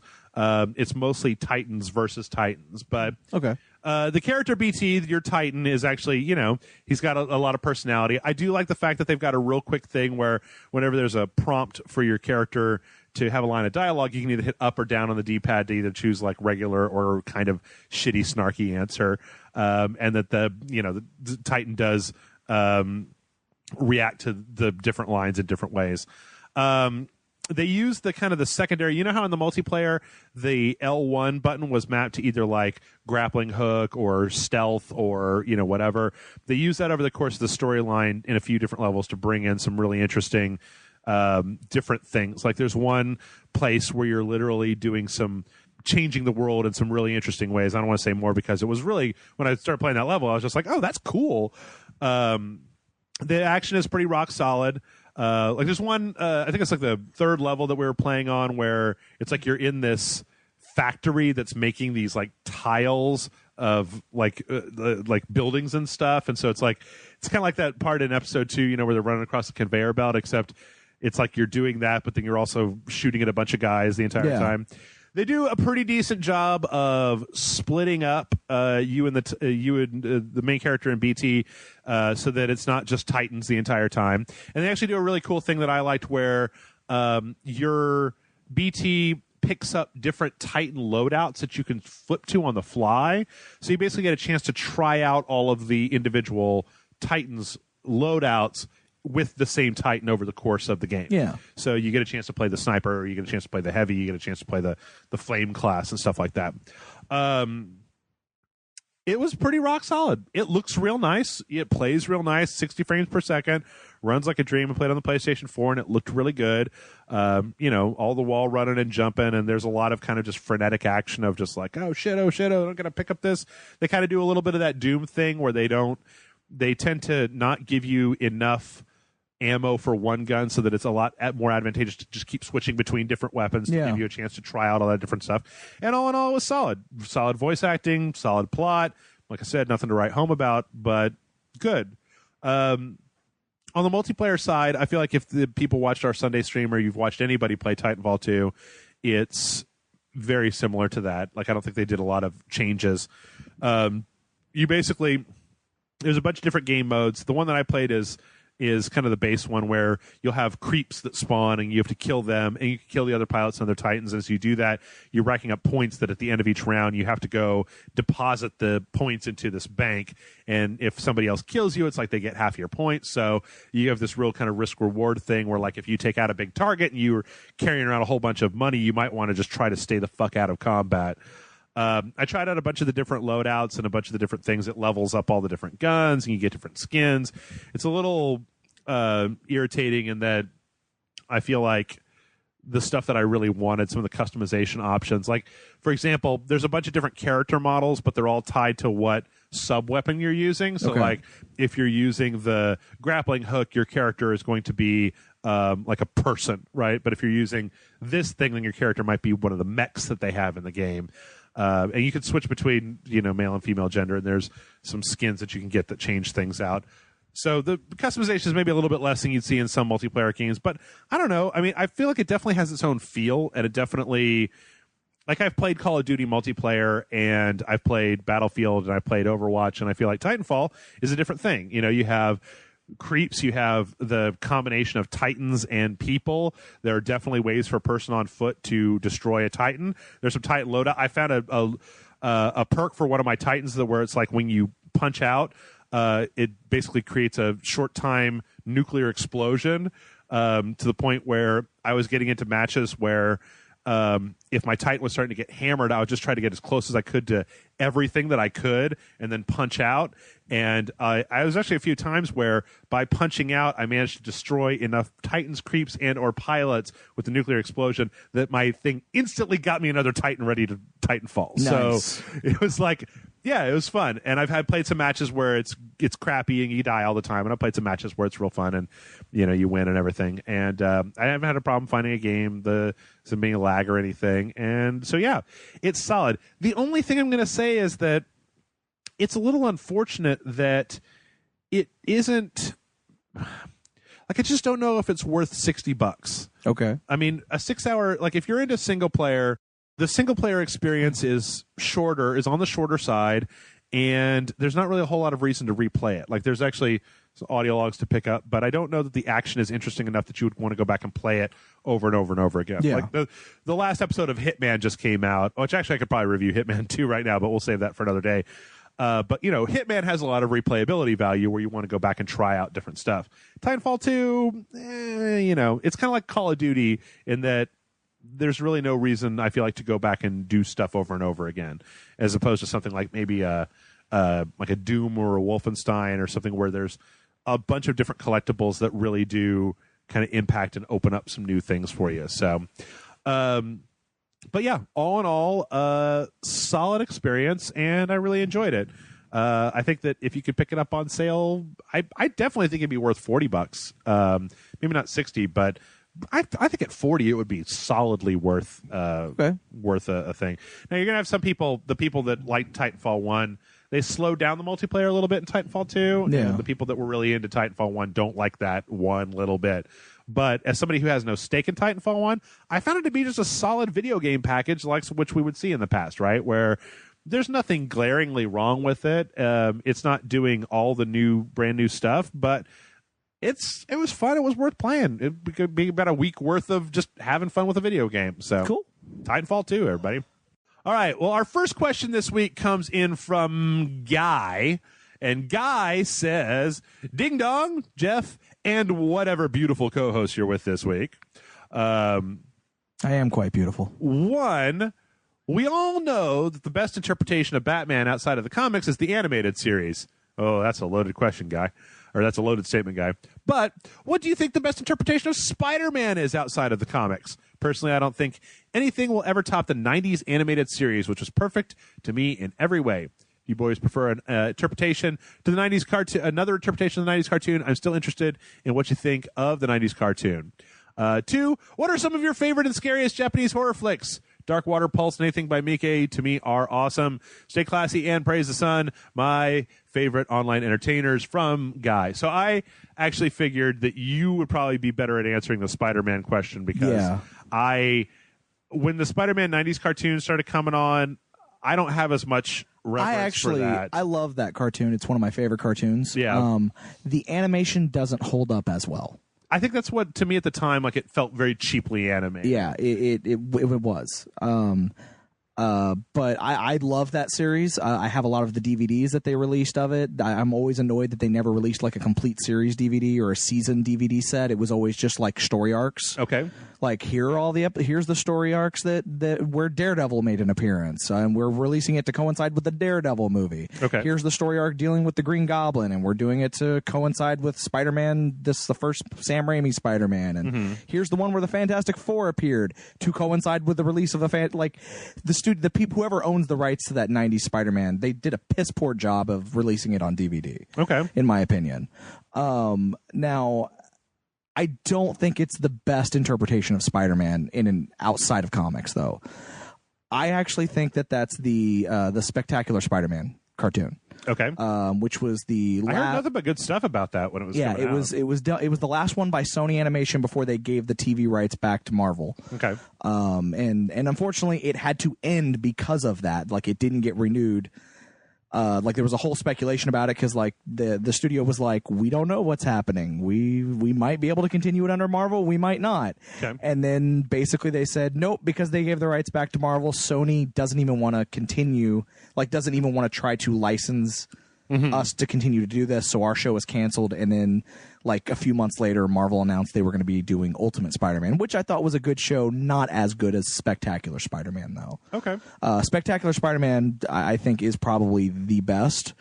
There was also a CGI one with Neil Patrick Harris doing the voice of Spider-Man that was done for MTV or something like that. It was only like one season long. It wasn't bad. Okay. I liked that one too. But like I will have to say that Spectacular Spider-Man's probably the best one. And I do remember they did release that one in season sets. So you can probably buy it on DVD or on iTunes or whatever. That one's definitely worth checking out if you haven't ever watched it. Okay. It's funny. The only Spider-Man series that I remember actually watching in a big way was the old one. Like, was it 70s one? Oh yeah, the 70s one. I used to watch that at Grandma's house. I have a lot of fond memories of watching Spider-Man. Did you see at Grandma's the house. recent thing that a bunch of animators did? Like a lot of like internet animators, they took just a random 30-minute episode. Yeah. Took the audio from it and then reanimated each person took like a section and animated the sequence of it. So it's an entire full episode animated by like 30 different people. Like, they each took like a 5-minute interval of it. Star Wars, Empire ones. Yeah, except they're using the actual audio from the episode. Okay. It's really interesting, really weird. Some animation choices are really weird, but some people kind of tried to go for some modern animation, but tried to make it drawn the same way as the original. Some people just went super crazy with it. It's worth checking out. I can't remember what it's called, but worth looking into if you can. It's a lot of fun to see how different people interpreted the animation and stuff like that. Okay. Yeah, I don't have as much Spider knowledge as everybody else. But as far as the second one goes, I have watched me some Japanese horror movies. Yeah, no, we actually talked about this on the live stream the day before Halloween. I think so. Yeah, I'm actually looking at just a bunch of Google kind of recommendations, kind of reminding me of a few of the ones that I've actually really liked. So I'm thinking, man, there's a bunch of them. The problem here comes that what are the ones that you listed? Darkwater, Pulse. Pulse was okay, but it got a little bit silly at a certain point. Yeah. I don't know. And looking at this one, I can think of. I think that Audition actually is good. That's Miike, right? Suicide Club really freaked me out because I couldn't tell what the fuck was going on because it was a real weird movie. Yeah. Like, it was really, really strange, and that does it for me more than anything. Of course, Ring and Ju-on are both in there as kind of classics. I think the problem is that the longer that you watch, the more you need to get away from Ju-on and Ring and was it Eye? The Eye, yeah. And then there was Phone, which Phone actually did some interesting stuff. That one was weird. I think Was it called Phone? Was it called Phone, or is that one missed call that I'm looking at? I don't remember. Let me see if I can look it up, because it was like this weird thing. Do you know what movie I'm talking about, though? I thought I did. Where it's like this person gets a phone call, and it's okay. Maybe it's called Phone. Okay. I think it's a weird one. It was weird because it has a kid.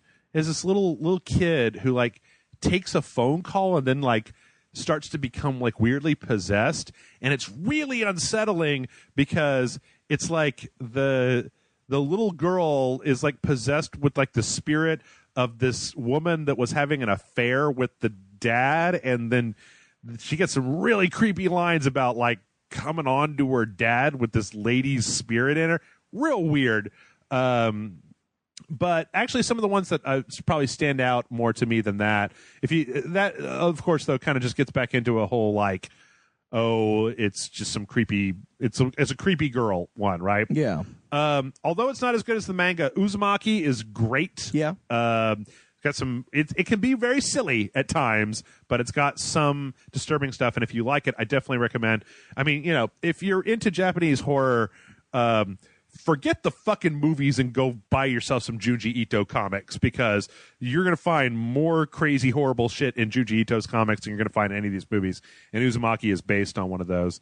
I don't know if you would call it a horror movie, but I think, was it Takeshi Miike who did? It's called Gyo, or no, that's the, God, what am I thinking of here? It's like this gangster goes to this small town, and like it's got some really weird like imagery in it. Let's see. There's Audition. There's Visitor Q. See, I think a lot of people like to put Visitor Q on their list, but Visitor Q isn't actually interesting. It's like, it's horrifying in a really disgusting way. Yeah. But it's not, I don't know. It kind of depends on what your cringe factor is. I tend to like quirky, comedy horror from Japan. Okay. Like one of my favorites is Biozombie. Gozu. Sorry. That's the name of what I'm thinking of. Oh, Gozu. Okay. I've never actually seen that one, but I know what it is. Yeah. But yeah, I tend to like kind of comedic horror. Like Biozombies is basically two kind of idiots get trapped in a mall during a zombie apocalypse that they inadvertently caused. Yeah. And yeah, and it's just like, just stupidity happens. Stuff like that. Okay. The one that I would probably list as a nice funny one is, I can't remember. I saw this so long ago, but we're talking. I think Ben and I were talking about it on the break or after one of our recordings one day. A movie called, I believe it's called Mr. Vampire. Yes, that's I know like that one. Yes, jumping the hopping vampires with the thing over their face, and it's a weird. I think it might be Chinese, maybe Japanese. I can't remember. I'm sorry. Like kind of comedy horror, kind of bumbling. I don't know, kind of a Laurel and Hardy meet Frankenstein type of thing almost.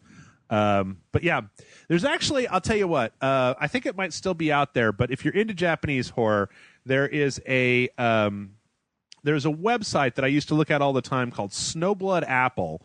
And I don't think it's been updated in forever, but it was a listing of different Japanese kind of fucked up horror movies. And a lot of the stuff that I ended up watching, I first read about on there. Hey, there's Electric Dragon 80,000 volts.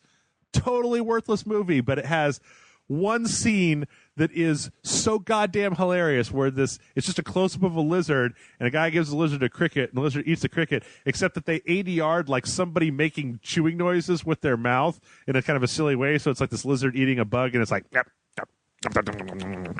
don't know. It struck me as really funny when I watched it. But yeah, if you're interested in that, check out Snowblood Apple. It's mandyapple.com/snowblood, MANDI, and then just Apple. But it's an old website. I mean, I was looking at this probably 10 years ago, and it's just got a lot of different kind of interesting stuff. So take a look. All right. Next up, speaking of Japan, this one comes in from Chelsea. Chelsea says, "Good day, folks. I have been doing a lot of JRPG research lately because I am ready to try my first one outside of Pokemon. I played Western RPGs before. What do you suggest that requires little to no grinding? I keep seeing Final Fantasy 13, Final Fantasy 9, and Kingdom Hearts. There's some debate on whether Persona 4 is too hard or not. Thanks, Chelsea." So, first time JRPG suggestions. Ooh, I am not the person to ask for that. I have not played a JRPG in so long. Okay, little to no grinding. Got to have a good hook story. I like the fact, though, that Chelsea here has like gone online and doing research instead of just fucking go buy one and start playing it. And if it sucks, then you can just go buy a different one. I mean, I guess, that's kind of wasteful. Save the money. Yeah, that's kind of wasteful. Let's see. Let's do a search on Google real fast and take a look at best JRPGs. We don't really have a platform here, but I'm assuming Final Fantasy 13, Final Fantasy 9, Kingdom Hearts, that you're probably somewhere in the PlayStation ecosystem, maybe not PS4. Or maybe PS4. I don't know. Kingdom Hearts gets a little esoteric as time goes on. I don't know if I would suggest that. And Final Fantasy 13 might turn you off just because it's so linear and it's so esoteric in its story about the Fal'Cie and the l'Cie and the sea and all that shit. And Lightning is honestly not a very fun character to hang around with, at least in the very beginning.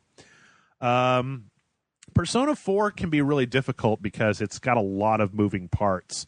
I guess, though, if you go into it and you're not trying to min-max it like I am, you just play it, probably have a good time. But you probably are going to need to grind, and it also has a very open-ended... I feel like that's a game that can really paralyze you with choice because you get out of school and it's like, what would you like to do? Would you like to go work at the job? Would you like to visit with this person? Do you want to go into the dungeon? Do you want to do this? And so there's just like all these different choices, and you're never sure which one is right. And actually, I don't know if you remember this, but on the Vita version, they had a thing where you could turn on online connectivity where you could hit a button and it would tell you what most people did on that day in their game as a recommendation, because it could be real esoteric. I tell you what, you could probably do a lot worse than some of these old ones that I'm looking at. Like Chrono Trigger is a fantastic game.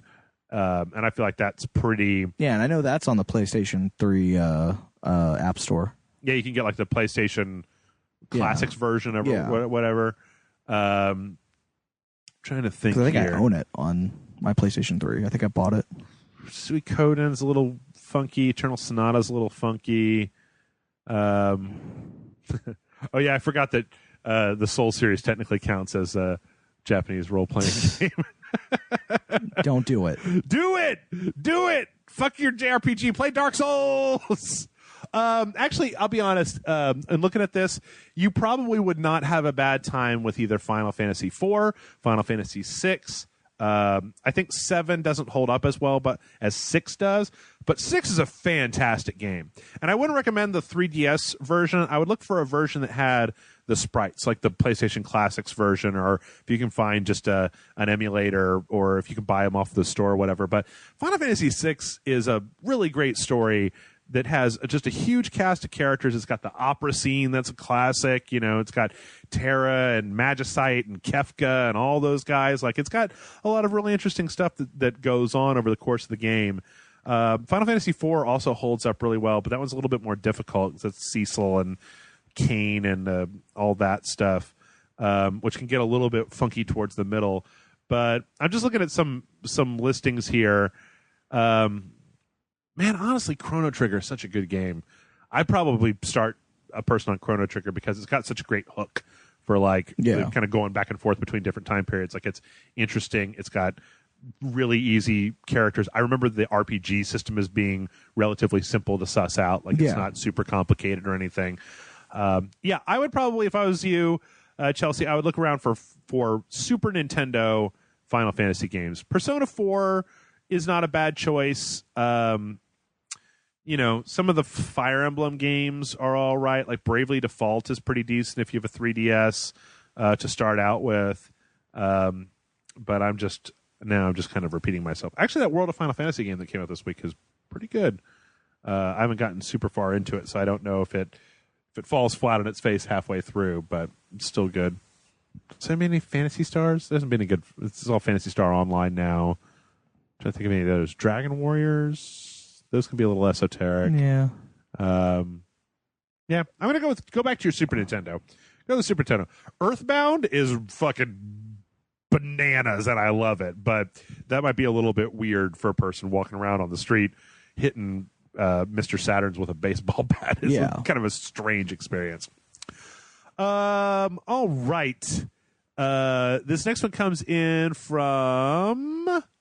We'll call this person Jay because we're both have the initial J. And Jay says, "Good day, Jeff and John. Long-time listener and watcher. Noticed you were short of questions last week, so I thought I would chime in. Real quick, you said Black Mirror scared you. Was it the jump scare in the kitchen? And his main question, what game moments made you feel very uneasy or dirty, either because of a choice you made or the path of the story? Examples, Spec Ops The Line, Metal Gear Solid 3 ending, Grand Theft Auto 4 ending. P.S. Keep up the good work, and thanks for getting me excited for the new Metal Gear. Hashtag make Konami great again. From Jay." You made people excited for the new Metal Gear? I'm pretty sure that the hashtag make Konami great again means that is thorough sarcasm, and I should have read it like, keep up the good work, and thanks for getting me excited for the new Metal Gear, whatever. Blah. So as far as Black Mirror goes, the jump scare in the kitchen, yes, that shit was just like, blah, blah, blah, blah. It was a bunch of blah, blah, blah.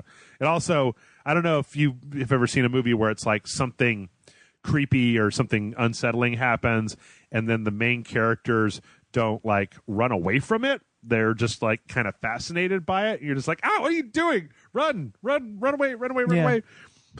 Did you watch any of the Black Mirror? No, I've not watched any of the new Black Mirror. There's totally reasons for all that stuff, but yeah, it was just like, gross, terrible. Anyway, what game moment made you feel very uneasy or dirty, John? The introduction of what the fuck is his name in Grand Theft Auto 5? Trevor. That entire thing made me turn off the game and never play it again. Okay. I can understand that. That introduction is does not endear Trevor to one, but at all. It actually ruined the game. It actually ruined the entire game for me. Yeah. Like that. Wait, I thought you stopped at the torture part. No, I never even got to that. No, I stopped like right after the introduction of Trevor. Like I could not. I was like, nope, I'm done with this game. I'm not. Yeah, I mean, I feel like especially if you played The Lost and the Damned and have any sympathy whatsoever for those characters, like that's a real just. Yeah. But that's the most recent one I can think of. That one because that one actually made me like go, you know what? I'm not gonna play this game anymore. Okay. I if I have to play as this character, I'm not going to do that. Okay, fair enough. Anything else that stands out in your memory as classically? I could say that Metal Gear Solid 3 ending was kind of it didn't ruin the game or make me feel really uneasy, but it was emotional. Yeah. Just because they won't let you out of that scene until you finally put one in the boss. But Spec Ops The Line did a pretty good job as well, but it wasn't. Did you play Spec Ops The Line? No, I didn't. I said it last week on the show where there's a part where they really force you to like look at what you've done in this one situation as this kind of military action that your characters choose to do, which would be a standard thing in games, but then they kind of make you walk through the aftermath of it, and they really emphasize that this was a bad thing that you just did. This was a shitty thing. And yeah, these guys were trying to kill you, but you also did something really unpleasant to them back. I could definitely say that anytime that there's a morality choice in a game, I hate anytime that they build like two characters up for you in a game and then give you a mission where you have to choose which one lives. Yeah. That is always really annoying and like hard. I got to say that I made a commitment to Knights of the Old Republic to do all the dark sides. But at the end, I mean, oh boy, when you make that Wookiee kill his poor best friend, and like, I don't know if you ever played full dark side in KOTOR, but it's like there's a Twi'lek like kind of rogue character, and she's got a Wookiee that's her best friend, and you basically have them both in your squad. And towards the end, when you really start going like full on dark side, you'll actually lose some of the light side people out of your party. And there's a point where you're like, you Wookiee, kill your best friend, and he's like, no, I don't want to. And you're like, you owe me a life debt. I saved your life. You belong to me. You kill her. And you see this character just resignedly like have to do it. And then the Twi'lek character is like, you don't have to do this. You don't have to listen to him. And he's like, I do. It's a fucking life debt, man. That's like part of my whole species. And he just fucking guns down his best friend. And I'm just like, ew, gross. Yeah. I don't want to do that.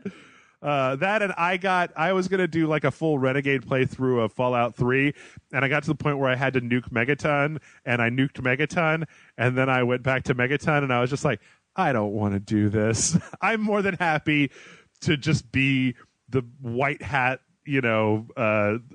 prissy good guy protagonist in video games. I don't want to. Plus, you got to side with those assholes in Tenpenny Towers, and that's just like, ugh, gross. Those guys are all ghoul racists, and they have you blow up Megaton for not really any good reason. Like, they just don't like Megaton. So, yeah, a lot of times when games, I've outside of when Grant and I played Mass Effect 2 and we made a commitment to go full Renegade, I've never gone full Renegade in a Mass Effect game. The only time I even ever made a Renegade choice was in Mass Effect 2 when that one Krogan guy is going on about he's going to, I'll fucking kill you. I'll fucking eat your bones. You'll never survive. Your race is pitiful, blah, blah, blah. And they literally just hover that Renegade icon, and I'm just like, all right. And then Shepard just shoots him in the face, and it's like, all right, good. Let's continue onward from there. But yeah, I'm trying to think of anything else. Papers, Please is a real squirmy game. Yeah. It's a real squirmy game, but made me feel a little uneasy. I don't know.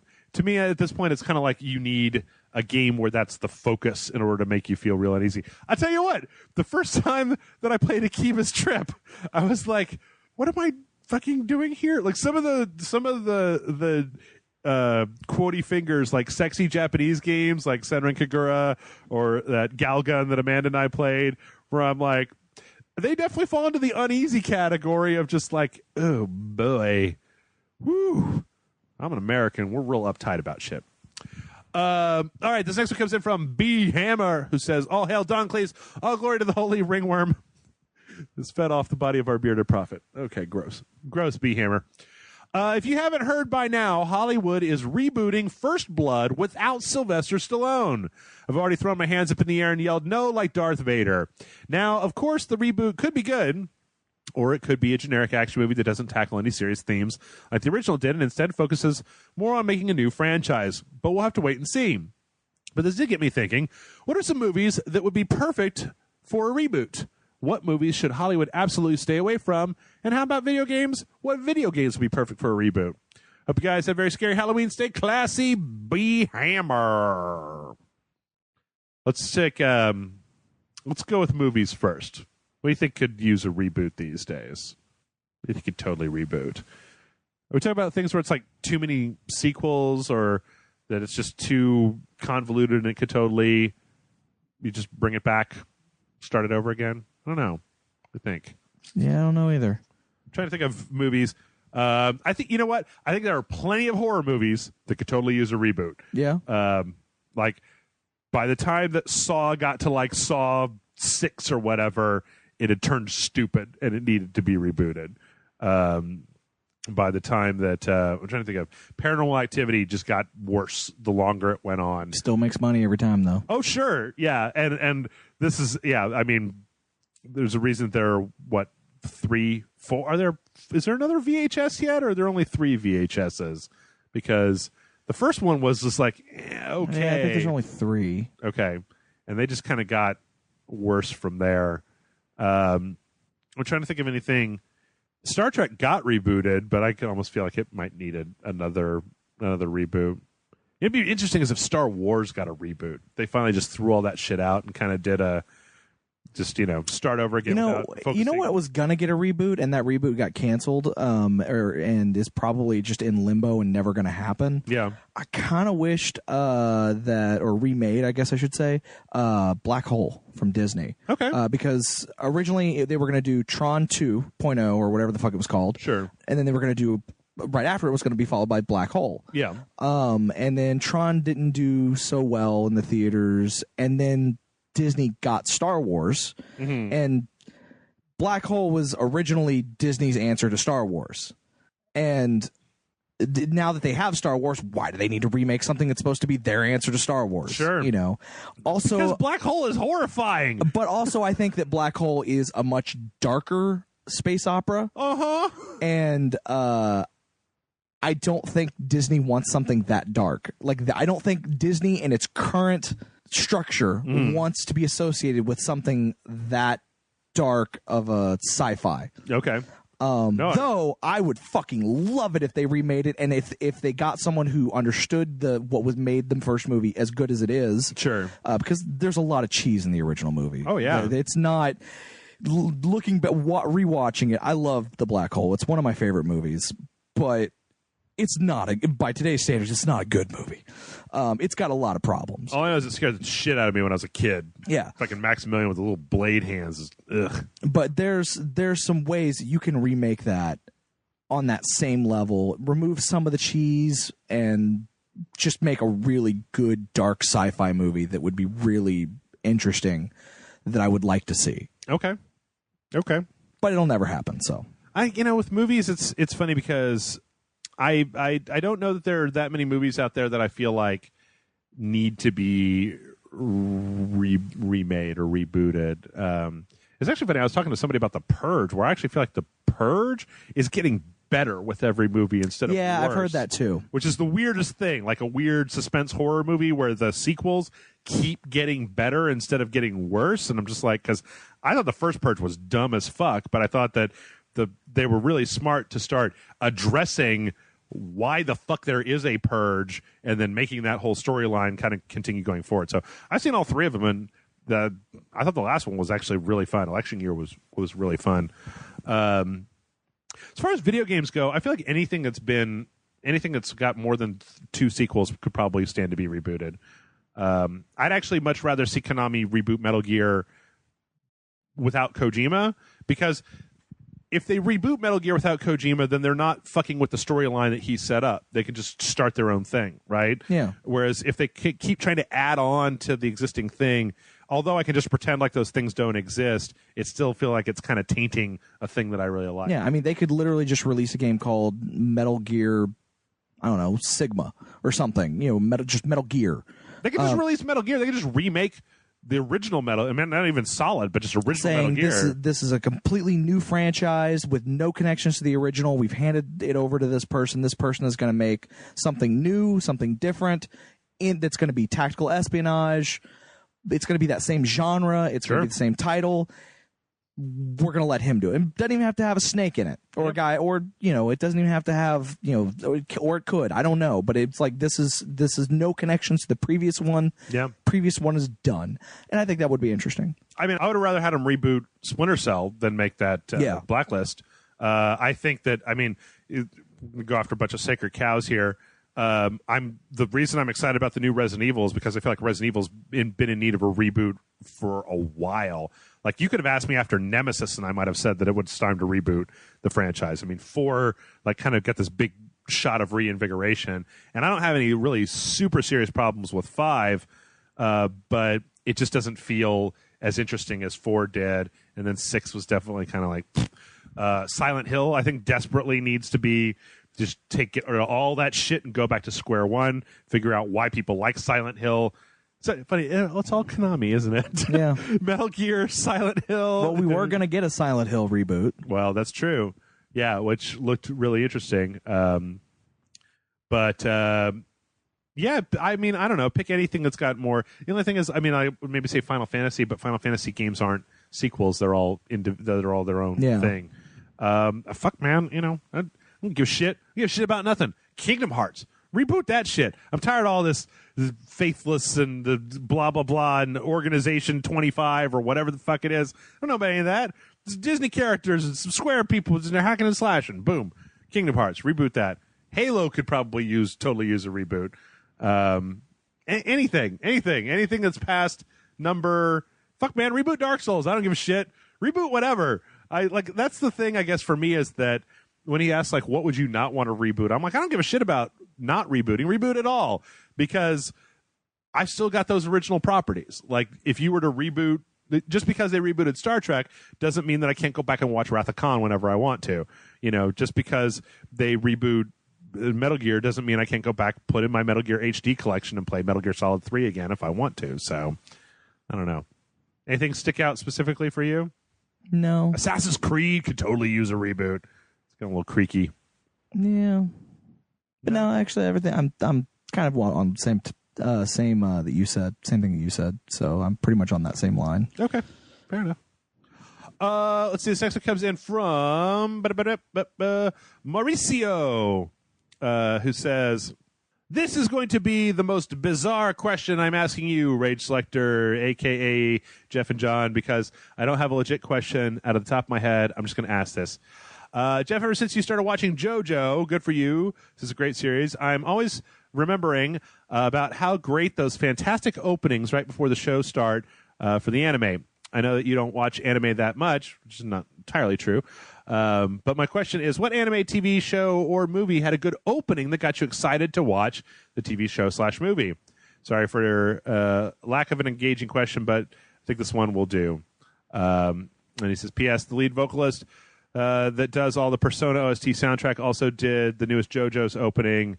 You might like it. And it's in English, and et cetera, et cetera. So, and that is from Mauricio. So, movie, TV show, anime, where the opening really got you all pumped up and ready to go. I say anime does it more than anything else for me because they always have those pumping, kicking, fucking crazy One J-pop Punch tracks. Man was really good. Oh, yeah, yeah. I mean, I'll skip over a lot of openings, you know, to fucking American Horror Story season 7. I don't want to watch the fucking opening. It's one of my favorite things about Breaking Bad in the world is that the opening is about 10 seconds long. Yeah. And then you just get to it. But yeah, as far as anime goes, there's a ton that are so good. Trigun's opening is fucking nice little ditty. It gives you everything that you need. I remember the original Evangelion opening was really catchy. Yeah. I actually still remember the lyrics to that. Yeah. Yeah, the Zangoku no Tenshi. You know, yeah, I'm butchering it probably, but yeah, it's that weird that the song actually is ingrained in my head that much that I know it probably not saying it correctly, but I'm hearing it in my head in the correct phonetic English or phonetic Japanese. Yeah. 08th MS Team Gundam had a great opening, which kind of told you everything that you needed to know. Original Hellsing had a really great opening thing. There's a lot of, you know, anime does a really good job of having these really bombastic kind of opening sequences set to really, really, really super goddamn catchy J-pop music that inevitably makes me want to rock along and watch it. I will say it's not an opening, but it is probably the thing that made me the most excited for it. When the original anime movie X got released, they actually, as a teaser for it, they released a music video by X Japan for the movie.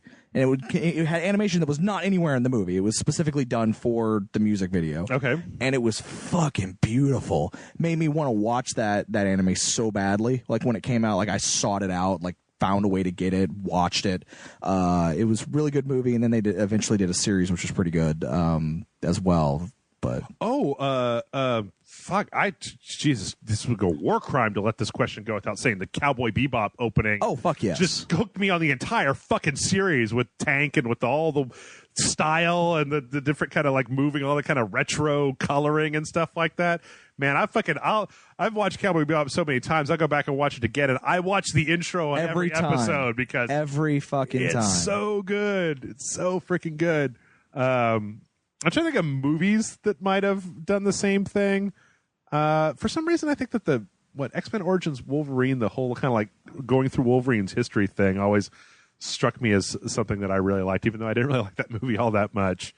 I don't know. I generally like it with movies, with stuff that's not short form, if they don't have titles.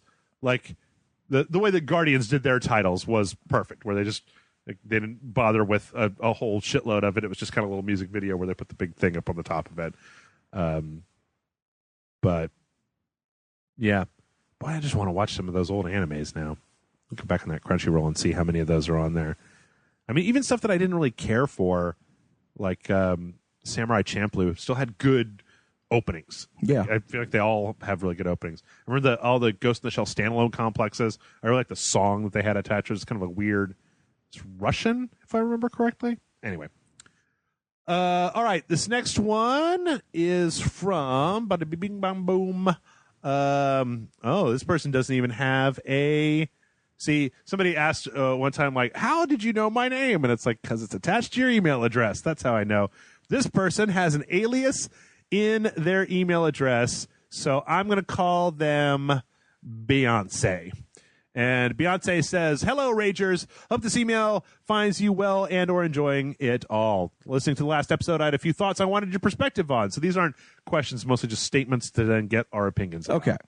1, a divide between those who have regular high-speed internet and those who don't. To be clear, I'm talking about people who love the same media, example, comics, movies, video games, etc.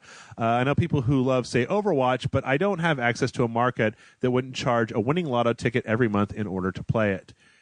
2, I don't know if I understand this one. It says CMV. Unless it's your paying vocation, it's not worth it to try to stay on top of the fire hose of media released on any given day. For video games, I refuse to pay full price for any game on release day, especially with so many dropping broken to the point of unplayable.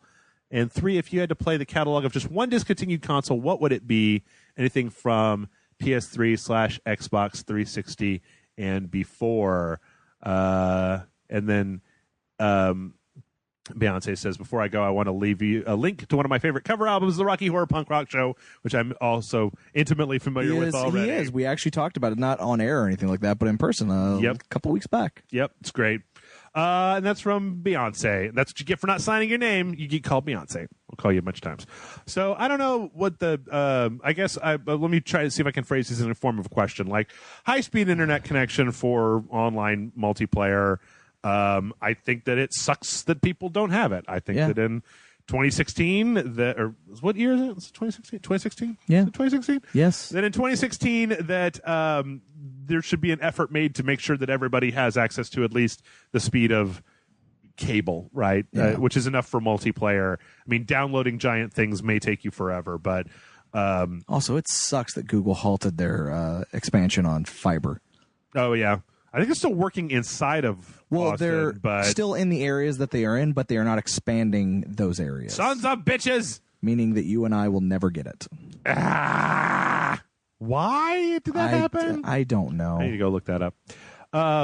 But yeah, I sympathize. I don't know what you want me to say. I can't sit here and be like, I'm in favor of people not having internet access because it makes my internet that much faster. Oh no, trust me. It's always apparent to me that not everyone has high speed dial up, or not even dial up, but just a high speed internet of any kind. I mean, there are people who still use dial up, 56K dial up, because that's all they have access to. I think I honestly, and I mean, I don't want to get like hyper political or anything, but I honestly feel like it is a goddamn travesty that the fiber optic backbone in this country has not been put to neighborhoods. And I think that, to me, it's a condemnation of all of the telecom companies, including Google, who I like, that this shit hasn't been done. It is fucking 2016. The trunk lines are there. All you got to do is roll them out to the neighborhoods and provide service. But like I listened to a year ago, I was listening to a story on This American Life about how Verizon got a contract for New York City to provide fiber optic through Fios to any building that wanted it, and how people, ordered it and then like did all the things they were supposed to, and then they just sat there and like they just didn't get it. And I think it's shitty that we have the ability to give people internet that is, I mean, my friend down south has Google Fiber. It's amazing. You install a 4 gig fucking Skyrim Special Edition, like 2 minutes, 30 seconds maybe. It's so fucking fast, and to the point where a lot of the bottleneck is not your internet connection anymore. It's the server that you're connected to that's on some other crappy trunk line. Yeah. But I honestly feel like it's crappy that we all pay taxes and that some of that shit isn't routed into. Plus, it would be a huge public works project. You'd make a bunch of jobs, you get a bunch of people stuff, and at the end of the day, everybody, like this entire country, would be able to. It's in the best interest of like media providers to do that, to give you the ability to stream 4K. You can stream 4K now. So, well, shit, now I can stream 4K. I should go get a 4K TV. I should go, do this thing. You video games to buy digitally. If you could buy a digital video game, install it. You have a whole digital library where any one of those installed games could be installed in 25 seconds. It would give you a wonderful reason to just store all your shit on the cloud, like use it all there. And I hate that it hasn't been done yet. So I don't know if you wanted us to be pro slow internet, but we're not pro slow internet.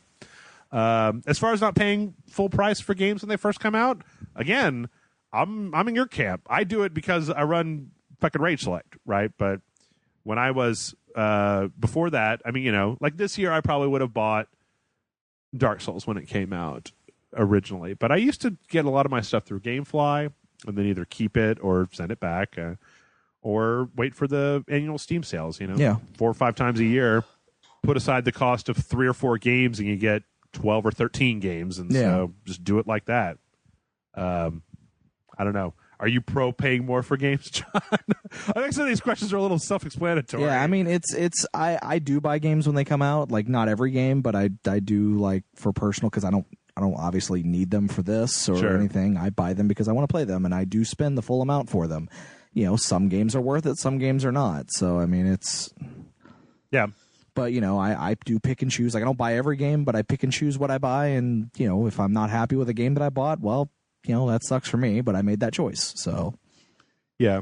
I honestly, I mean, it's been a long time since I've talked about it, but there's an absolutely wonderful case to be made with, like, if you could find a game or a couple games in a year, like let's say you can find 2 games over the course of 2016 that came out early enough that you knew you could just play those games this entire year. If you could get a year behind the new releases and just buy the stuff that came out in this time last year, you get it all for a song. Yeah. And none of it is any less good than it was this year. You only benefit as a consumer by waiting on this stuff, and the only thing that you need to wait is you have to be able to be patient and withstand the onslaught of commercials showing you the next big thing and how cool it is. So I agree. And if you had to play the catalog of just one discontinued console, what would it be? That's pretty straightforward. Dreamcast. I don't know. PS3 had Dark Souls on it, but PS3 also had the Metal Gear Solid HD collection on it. Still stick with Dreamcast. I'm going to say it's a toss-up for me between the PlayStation 3 and the Super Nintendo. Super Nintendo is my jam. Yeah, Super Nintendo was pretty good, too. Lots of good games on the Super Nintendo. But PlayStation 3, took a while to get started, but some of the stuff that's on there, I don't know. If I get access to all those PS2 classic games that they have on the PS3 and the PS1 stuff, it's like there's a shitload there that you could play. Okay, this one comes in from VJ, and VJ says, "Hello, Preachers of Rage. VJ here. My question is, which critically acclaimed TV show or movie are you unable to watch, and why?" I'm unable to watch 24 because of the shaky cam. The Flash because I don't like being reminded of my teenage years when my crushes would rather date other people. And Hannibal because of the permanently constipated Will Graham and the unnatural way everybody speaks. And Argo because I found it so damn boring. Thanks for answering my question and Rage on. Oh man, I love Argo. P.S. The guys at Free Lies made so much money from Broforce they moved to Mauritius for 3 months. I would gladly host Rage Select at my house for free. We could do a Jeff versus Rum or a podcast on the beach from VJ. Okay. I'm pretty sure VJ has emailed us before from Mauritius. I'm not sure. I'm almost certainly just mispronouncing that. I get a lot of questions that kind of fall into a similar theme this week, I feel like. So what show or movie are you unable to watch and why? Breaking Bad, because I need to have characters that you want to like. Mm-hmm. What was it? The Shield. Okay. It's the same way. Shield, Breaking Bad. I can't watch those shows because once the characters become unlikable, like even if they have elements about them that might be likable, like charismatic or whatever, once they get to a certain point, they're like, no, these are villain characters doing villain things. Mm-hmm. And they're not doing them for the better good. They're just doing them because they can. Yeah. Like if it's a villain doing something because they think they're doing the right thing to help the world, but they're being villains, I can get behind that. I can watch that. I can read that. Sure. I can because that person doesn't see themselves as a villain. But when watching shows like Breaking Bad or like The Shield, those guys know they're fucking terrible shitbag pieces of shit. Yeah. And they don't care. Or maybe they care a little bit, but they don't want to do anything to fix it. And at a certain point, I go, I can't watch this anymore. I can understand that. I got to the end of the first season of The Shield and went, yeah, I don't care anymore. I got to the first season of Breaking Bad and I went, yeah, I don't care anymore. Okay. It's not to say that they're bad shows, because I recognize both of them were really good shows. Sure. But they're not for me. It's your thing. Yeah, no, I gotcha. Yeah, I just eventually kind of lost interest in The Shield. Like, I was watching it, and then at a certain point, I was kind of just like, yeah, I just don't care about this guy anymore. Like, I don't care about the characters here. They're all right, but it's the thing is, everybody talks so much about The Shield, but it's a very like by the numbers show, where it's kind of like there are these meta narratives that are going on throughout whatever, but you know, it's like there's always going to be kind of the case of the week type of thing, or what, I don't know. For me, there's one show that stands out more than just about any other when I was racking my brain, and that's The Walking Dead. And it's because I don't care. I watched the first episode of The Walking Dead, and when I got to the end, I was like, well, first off, I've already read like 3 volumes of Walking Dead, the comics, so I'm pretty sure I know where this is going, right? But 2, I just don't care about zombies. It's not a big thing. You care about zombies, you like your zombie show, you listener at home, you go for it. Somebody actually went in the comment section. They were like, oh man, Jeff better watch the new Walking Dead before all the spoilers on the internet get to him. And I was like, I don't know who any of these characters are. I'm pretty sure that there was somebody did something bad to somebody else, and there was a baseball bat and a leather jacket involved. That's about all I know, because I don't give a shit about The Walking Dead, because it's just another fucking zombie show full of people doing stupid shit. Like, even the Walking Dead comic book lost interest for me in a while, where it's like, it's just seriously, this is the same fucking zombie story just over and over again. And I don't care about Rick or his wife. I don't care about his kid.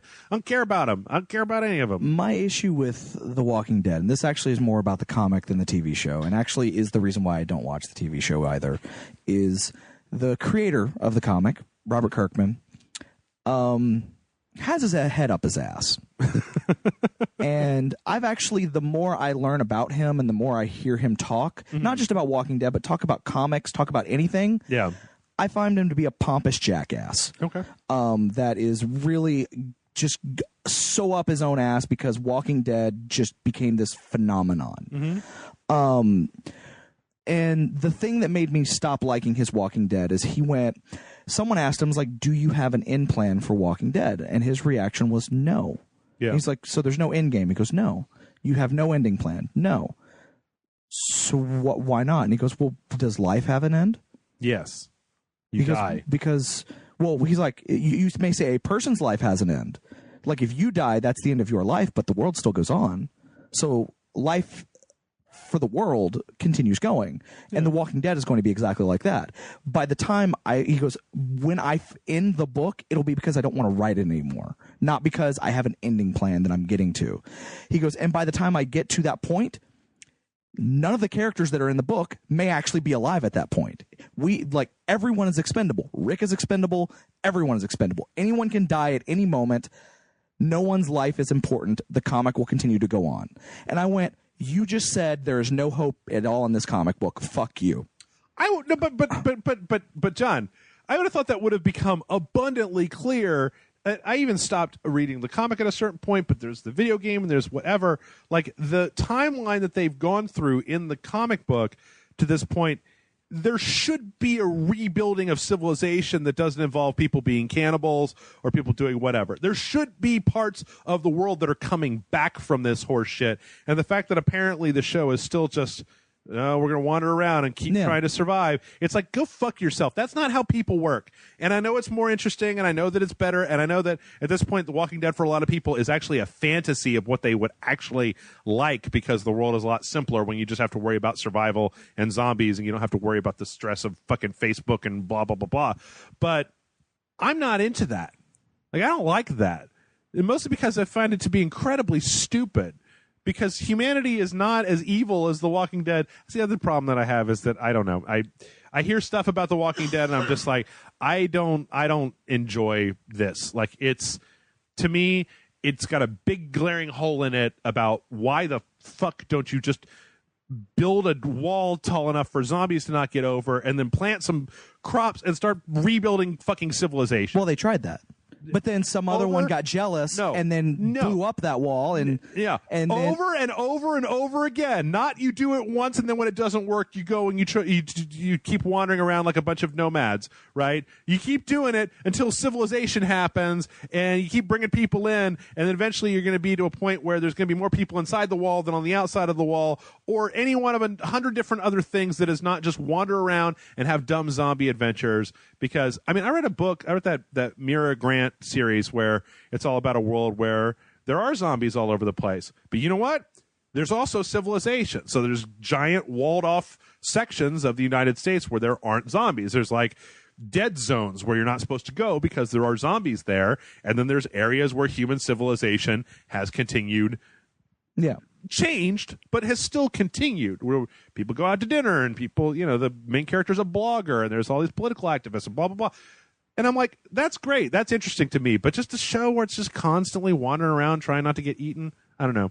It's like the 3 shows that everybody loves that I can't stand are The Walking Dead, Battlestar Galactica, because it's about politics on a space station or on a spaceship when there's fucking killer robots coming after you. And then one of my friends told me how the whole series ends, and I'm like, haha, not today. And Lost, because by the time they got to the 2nd season, I realized that 80% of what came on my screen during Lost I was not interested in. Like, I just don't care about the flashbacks. Now, I'm actually kind of interested that later on in the show, apparently there's all this like time travel and dimensions and blah, blah, blah, blah. But if I got to plow through 4 seasons worth of like this backstory for every goddamn character, I just don't want to do that. I'm not interested in that. Tell the story now. Quit flashing back. Like, flash back to establish your characters in the 1st season, and then tell the now story, not the long, long ago story, which is why I will not go back. Also, Lost didn't seem to know what the fuck it was doing. But anyway, sorry. No, that's it. Yep. All right. Okie doke. Let's see here. I think we're gonna throw one more question and then we're gonna wrap it up. This last one comes in from Miro, who says, "Hey, Jazzy Jeff and the Fresh John. I like Cyberpunk, and especially William Gibson's Sprawl series of novels and short stories. However, the books feel quite dated. Their former futuristic edge gives me only melancholy for the 80s, and I read somewhere Cyberpunk is the future that never was.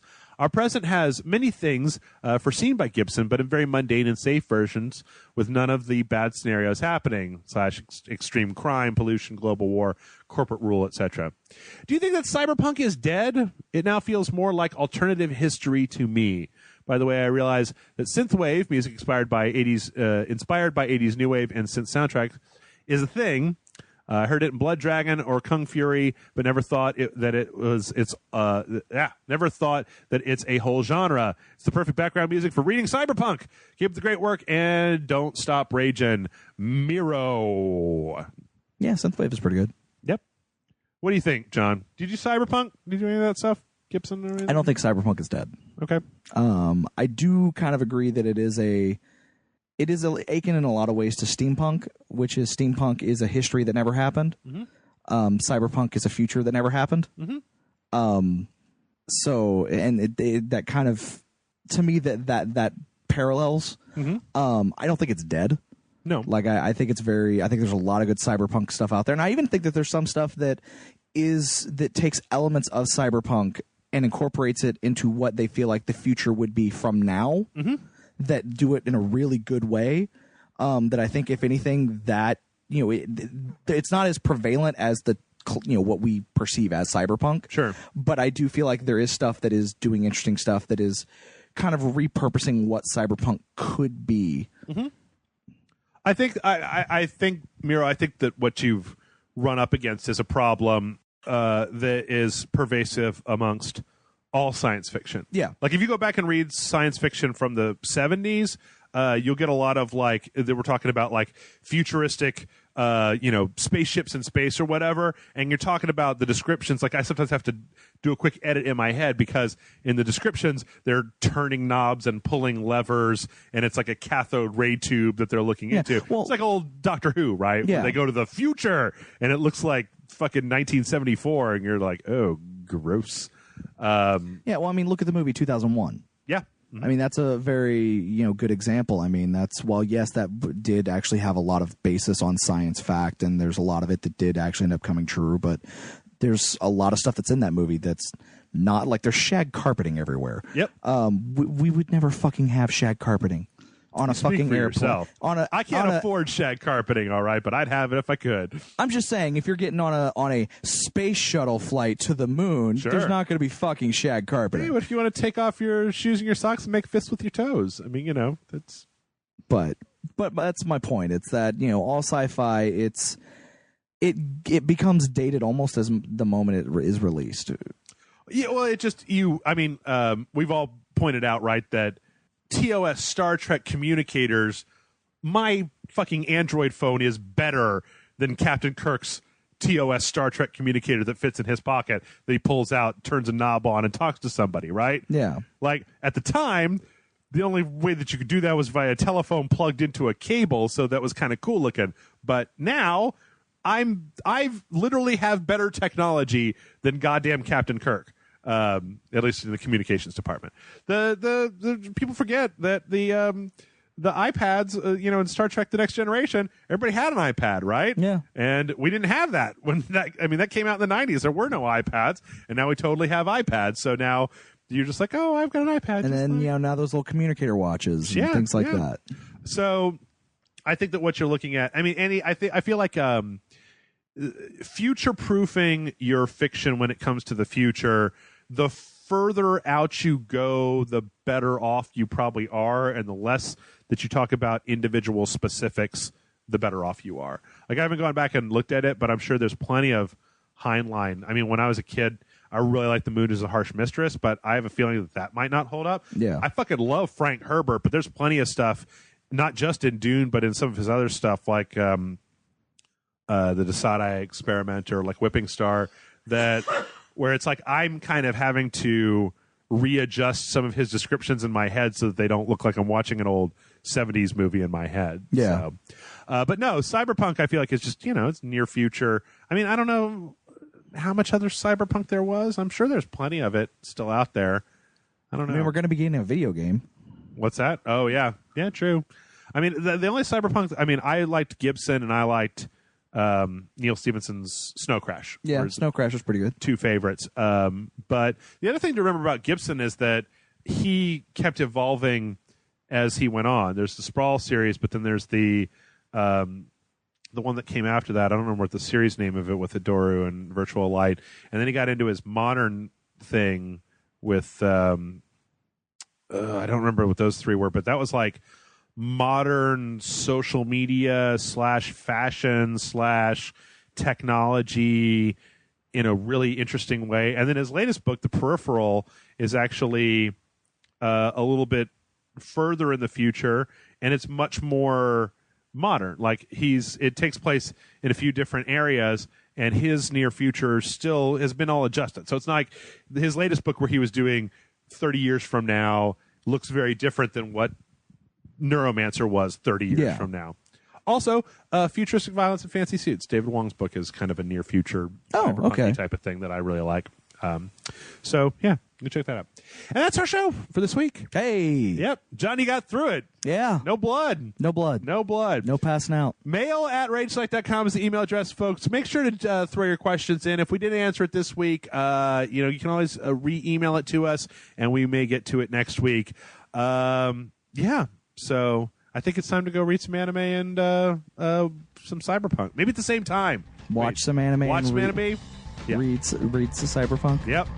I think I'm just going to go watch the Cowboy Bebop intro on a loop. I think that's what I'm going to do. Find out anime Cyberpunk. You're on to something.